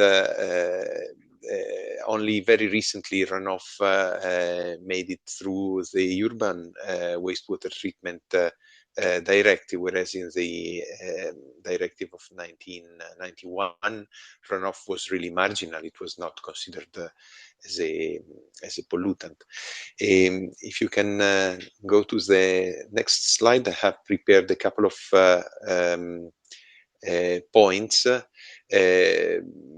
Runoff per se is not in the mandate of the Urban Wastewater Treatment Directive, so runoff is still somehow considered to be clean, or at least not in the scope of not equivalent to sewage, but there are a few provisions that drag it into the plans. We have a completely new provision, that is Article 5, that requires integrated management of runoff together with sewage in cities, and this article triggers a process.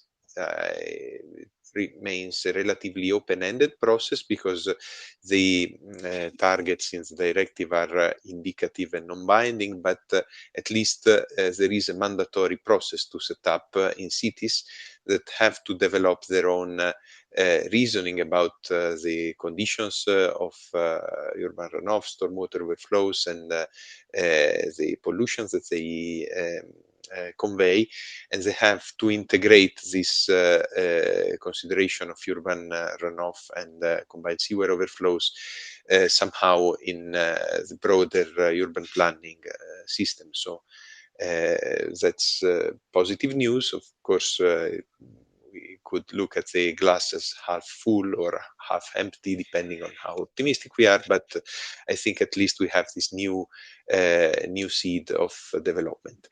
Next slide. When it comes to runoff, you see that this graph summarizes in the impact assessment of the Urban Wastewater Treatment Directive the remaining sources of pollution to address.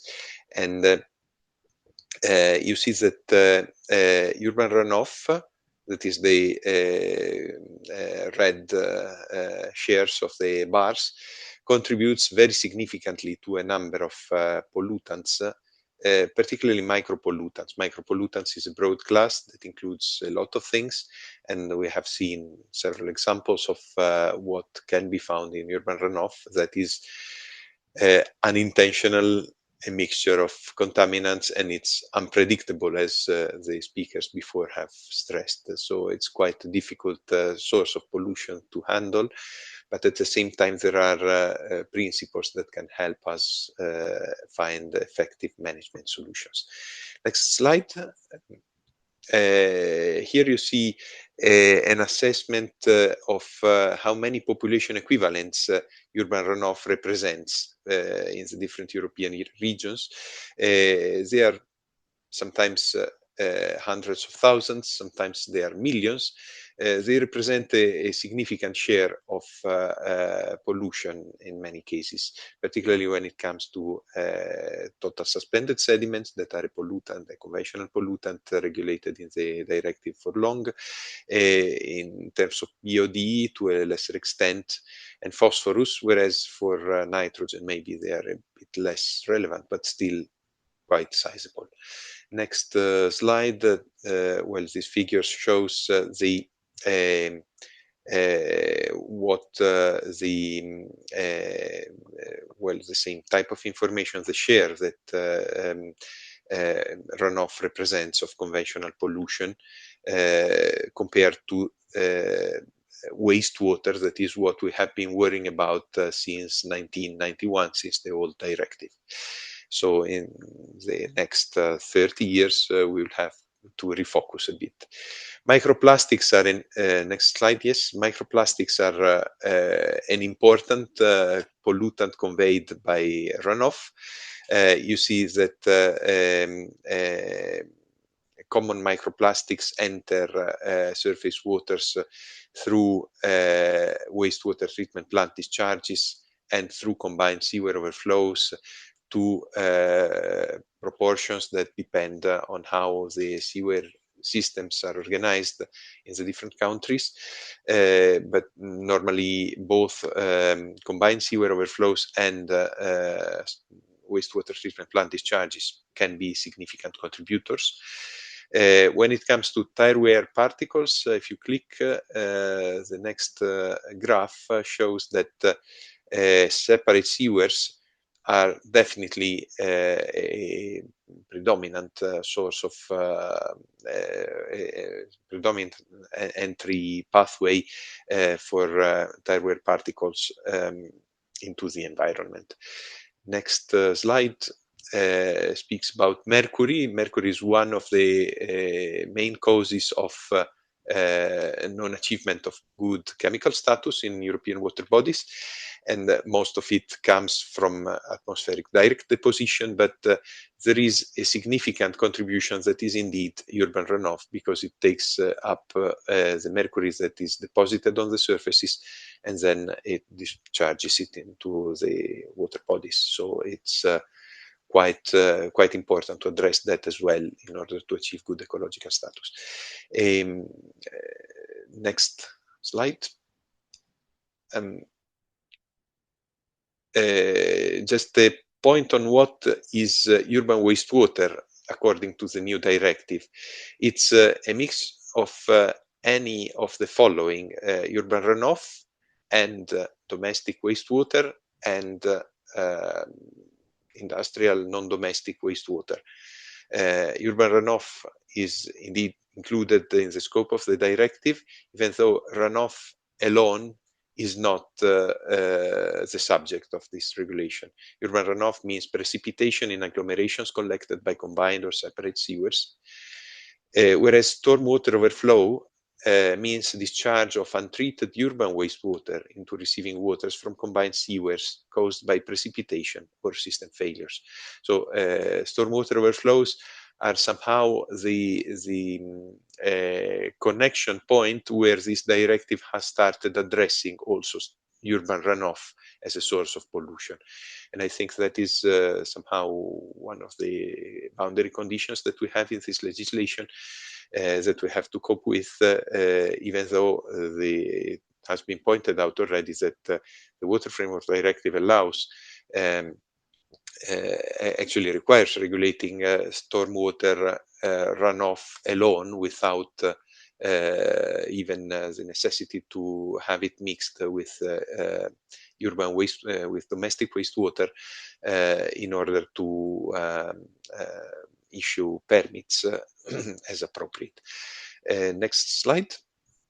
The directive has an article that requires by December 33 that all large agglomerations have their integrated urban wastewater management plan. Smaller agglomerations are required to have it 6 years later, but by June 2028, member states are due to prepare a list of agglomerations below 100,000 population equivalents that require an integrated plan. So the process must start basically now. At the Commission, we are working on delegated acts that have to do with the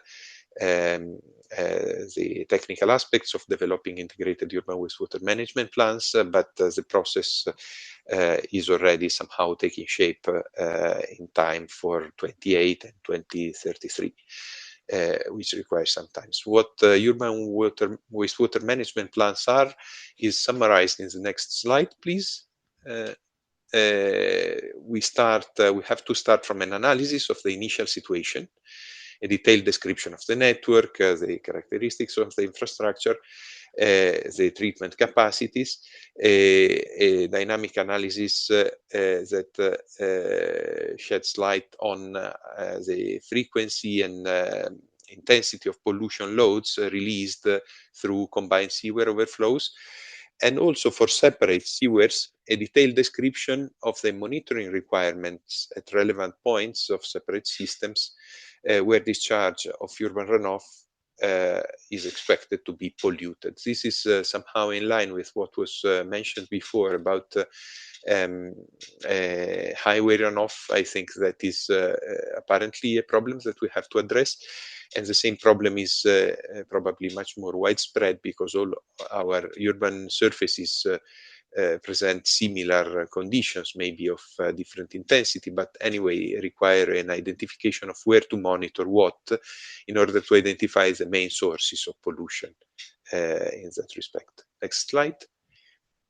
After the analysis comes the identification of objectives for the reduction of pollution. There is an indicative non-binding objective of reducing stormwater overflow pollution to less than 2% of the annual collected urban wastewater load calculated in dry weather conditions, and also a progressive reduction of plastics that have been stressed to be one of the emerging contaminants that we have to address explicitly.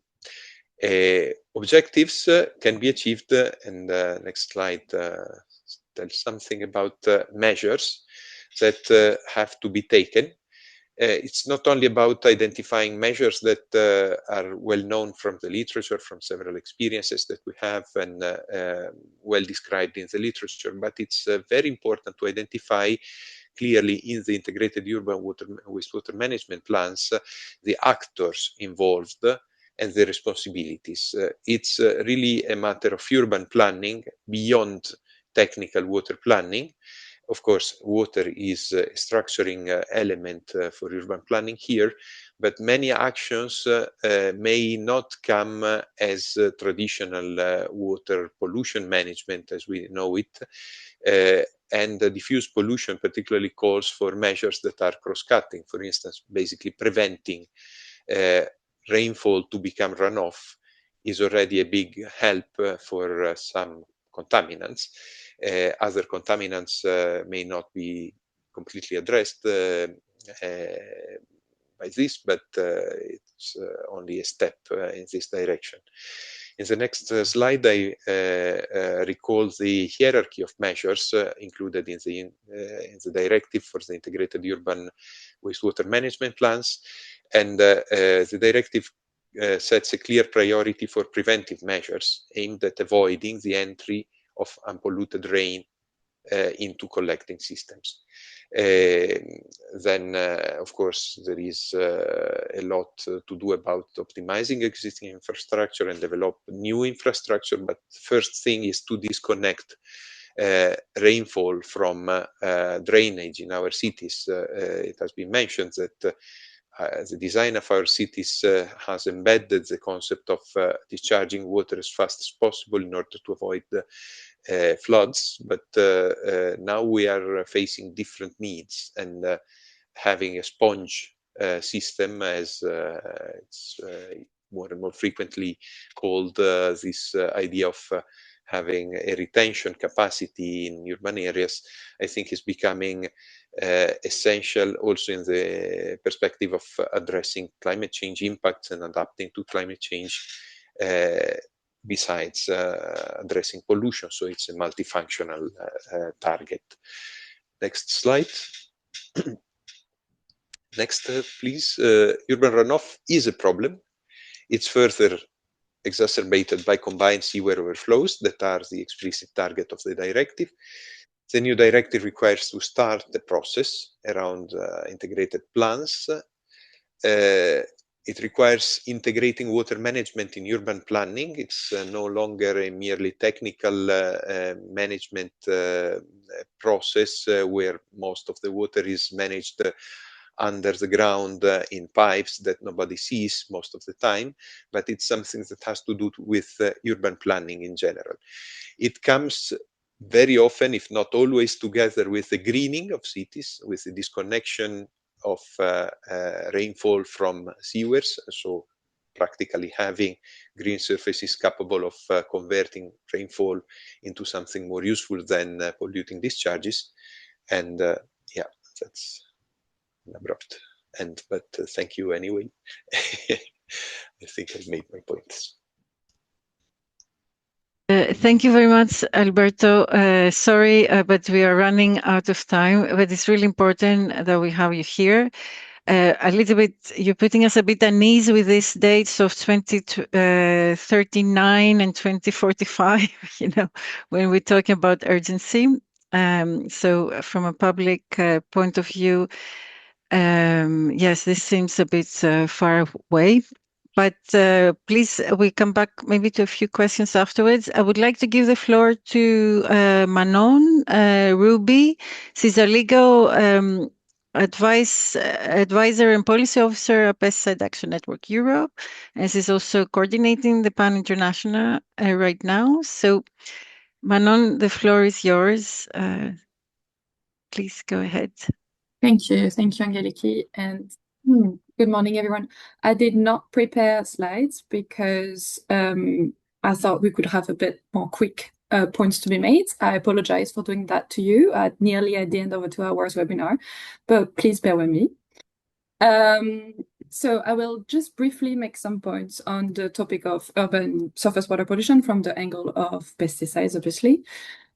Firstly, I wanted to highlight that following last week's announcement by the European Commission to potentially revise the Water Framework Directive by the second quarter of 2026 to promote access to critical raw materials in the EU, it is essential to protect existing environmental acquis and to take additional actions to safeguard European water resources. And I think those points have been brilliantly highlighted by the other speakers and panelists.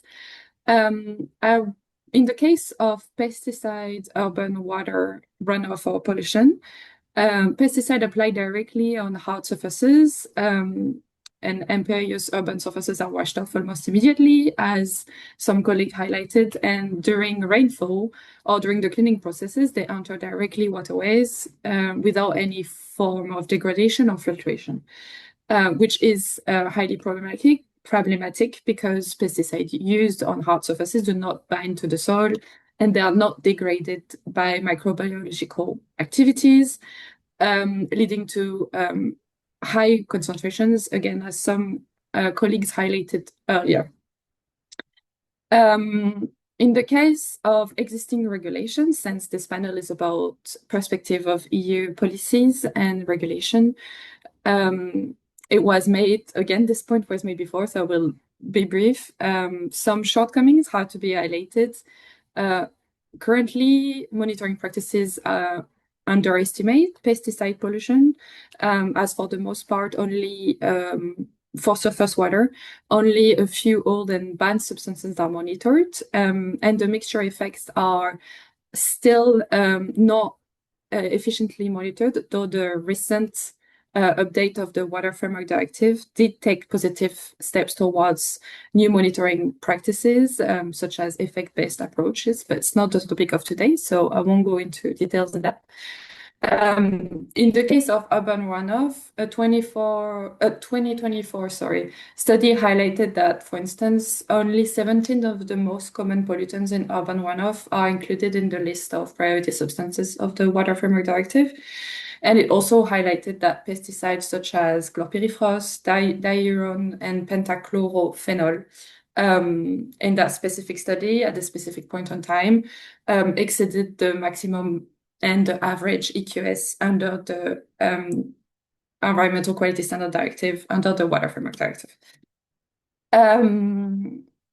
So those are some points that highlight some shortcomings on the matter of pesticide urban runoff pollution and surface water pollution. Now, what can we do and what is the way forward to better address this pollution? The first point I wanted to highlight is that it is essential to address pollution at source, not only on pesticides, but this is the point I'm trying to make for pesticides. This can be done through several actions. For instance, it could be promoting ambitious national action plans at the member state level to implement the sustainable use of pesticide directive, particularly in its Article 11, 12, and 14, which enable specific measures to be taken for protecting specific areas or water bodies. This could include banning pesticides used in proximity to water resources, establishing pesticide-free buffer zones of at least 100 meters or wider when necessary to protect aquatic ecosystems.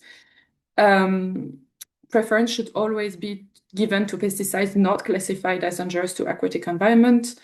Furthermore, the full implementation of the directive is essential to ensure that the member state commit to the obligations under Article 14, which is to reduce the use of pesticide overall and switch to integrated pest management practices.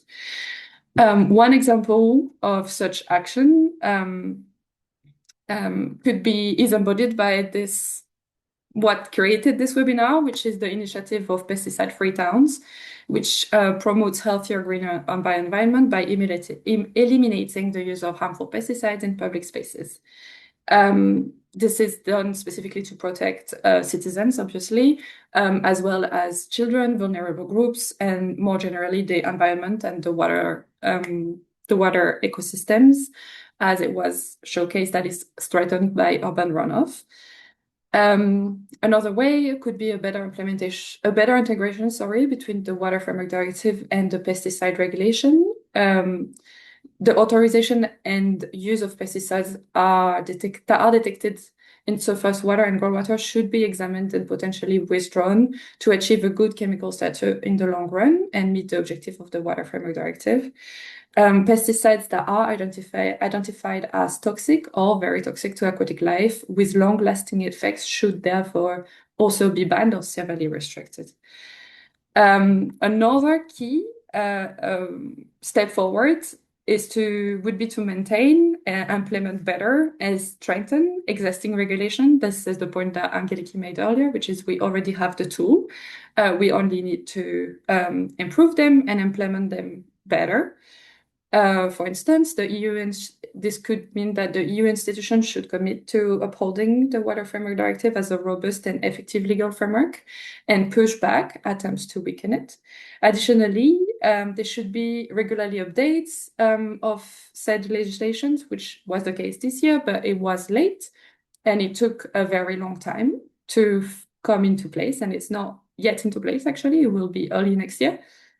And concerted effort should be put towards enhancing monitoring of chemical mixtures effect in both surface water and groundwater through different techniques such as effect-based monitoring, assessing the biological impacts of water samples with all contaminants. And finally, I won't go into too much details here, but it's to ensure the good implementation of the new Urban Wastewater Treatment Directive and its new provisions, which, as was said before by panelists, address for the first time urban water runoff. It's just important to ensure that national implementation programs are put in place as soon as possible.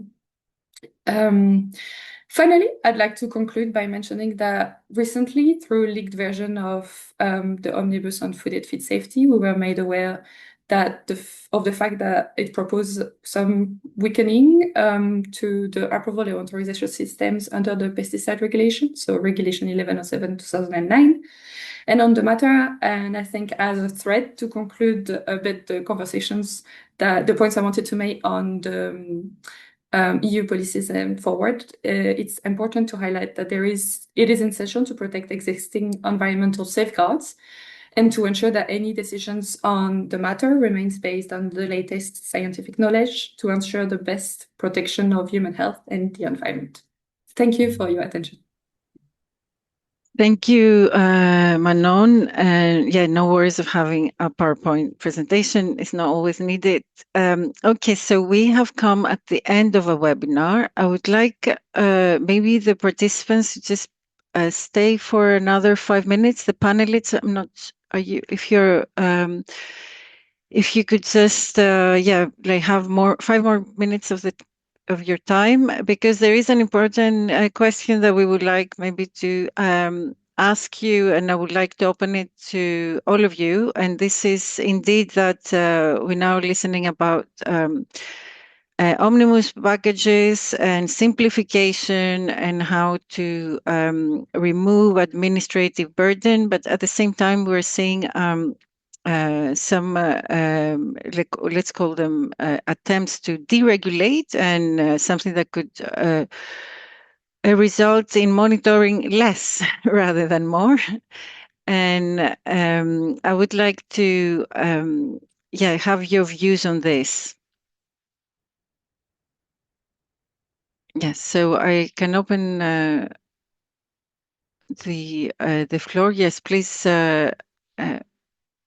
Sorry, I think you're still being. Any of the speakers would like to answer this question in relation to the omnibus discussions that we saw that they might open the Water Framework Directive again?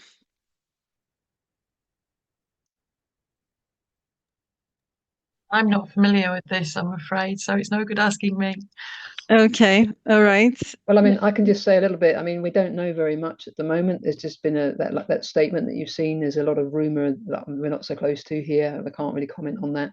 Just to say that, you know, the WFD, the Water Framework Directive, was just proposal was just agreed in the autumn, provisionally agreed, and thought that was done. So it's you know, disappointing if it's going to be reopened, I think, is the answer. And obviously any sort of weakening of pesticide legislation that would you know, cause concentrations to increase in the environment again would be a very great concern. But I mean, more specific than that, it can't really be there. You know, this is pesticides are designed to be harmful.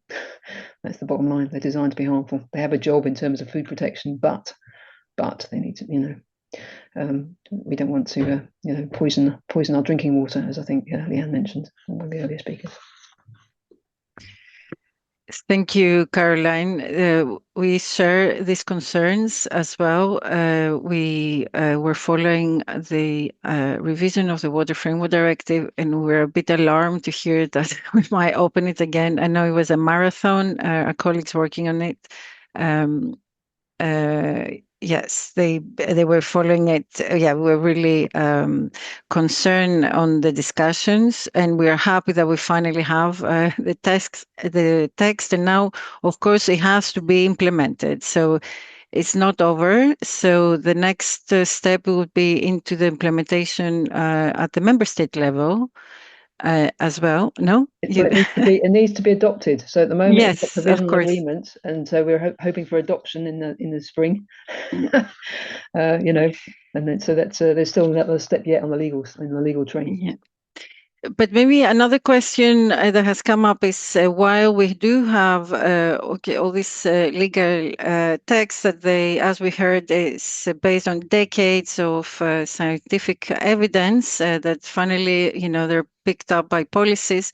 But how the member states can be proactive? I mean, Lion, you also talked about this solution, nature-based solutions that member states and maybe towns and cities can already implement.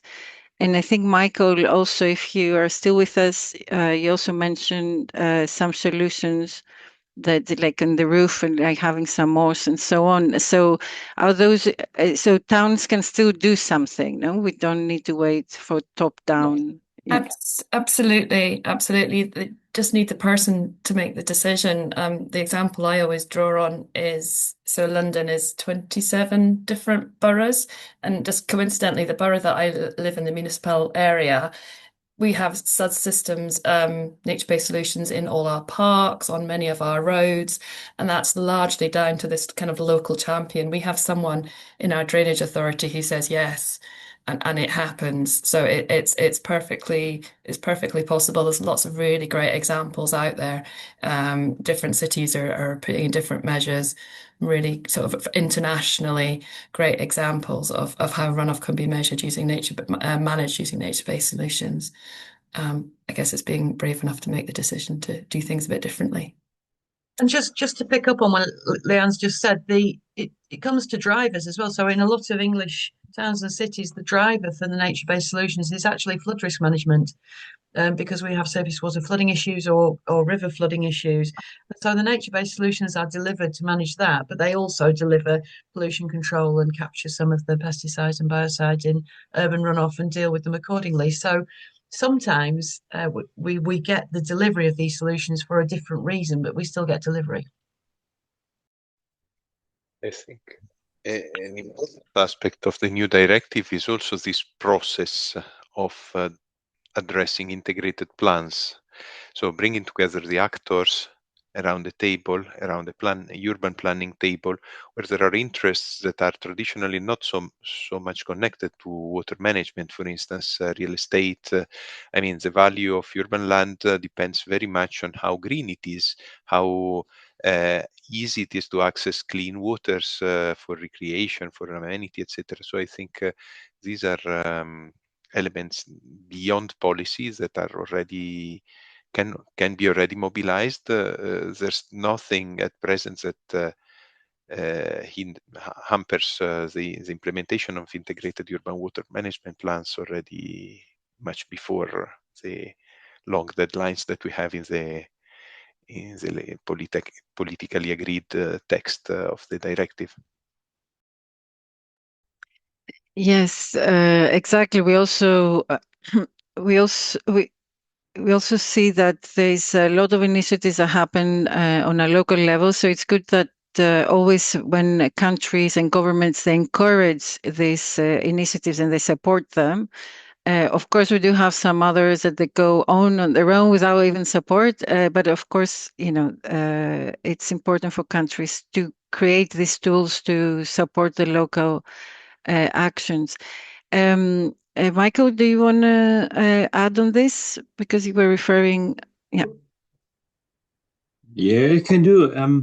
I think all information is on the table, but not accessible for practitioners. So quite often the documents are not on the internet, or I don't know, everywhere, not accessible. So I think this is one of the key to arise awareness by specifically addressed documents, and small is better than huge reports. So nobody cares anymore about the hundreds of pages. So if we are dealing with practitioners in the Water Association, we're talking about leaflets, about fact sheets, very short, very precise informations addressing solutions, and people are interested, but they don't find the information. So this is, I think, a challenge to provide information for the different stakeholders which are involved. So solutions are quite often on the table, but people don't know the details. I couldn't agree more. That's why we also talk about transparency, documentation, and also advisory systems where they are independent. So they will truly give an advice that is not linked to the commercialization of specific products.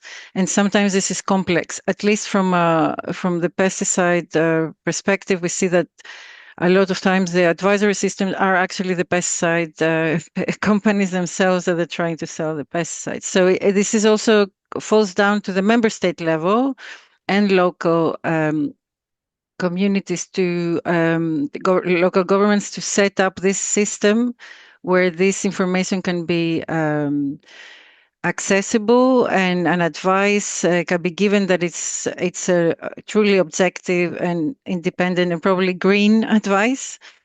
And of course, from the Commission level, we appreciate all the transparency and documentation and clarity that can be shared, of course.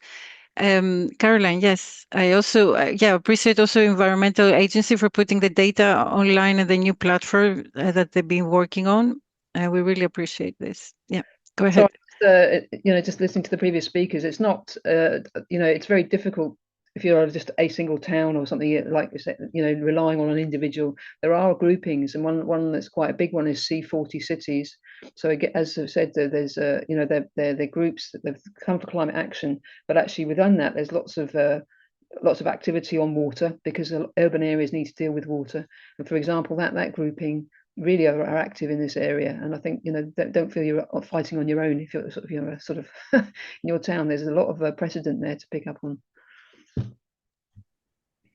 Exactly, and we are the best to say that about the efficiency of networks, because we wouldn't be able to be here without having the support from a network, a lot of organizations across Europe, but also in other parts of the world that they are raising awareness on this issue. And we have passed the 15 minutes, academic 15 minutes, as we call it. I would like to close the seminar, the webinar today. I think maybe one thing that has come out clear is that urban runoff pollution is not an emergency one. It's something that we have decades, as we said, of scientific evidence, and it's a present and pressing issue that we need to address because of pesticides, biocides, tyre, pollutants, microplastics, and so on. So we need to be serious about protecting our health and our environment, and we need effective implementation in the ground. So we definitely don't want to reopen again the Water Framework and the Urban Wastewater Directive. So because that might allow, it will block all the process, but it will allow even more pollutants to enter the environment. So I would like to thank you all. I want to thank MEP Jutta Paulus that she just had to leave us because she had another meeting. But she has been also really dedicated in this work. And I want to thank all the speakers and the panelists. It's been so important to have you here today. I congratulate you for your work. It's significant to our work as well, because we need to bring science and policy together, as we said. Yes, and finally, I would like to acknowledge all the work that was behind this webinar. So Natalia Svertan, I hope I pronounced it well. Thank you, Natalia, for all your work. And also Stefan Krab from Paulo's office for your support, and as well our communication team for all the technical issues and ensuring that this webinar runs smoothly. And of course, to all of our participants, thank you for joining us today. We're going to make the presentations available after this webinar, and we hope to be able to continue our collaboration in the future in this issue. Thank you very much. We can now close the Thank seminar. you. Thank you all. Bye. Bye.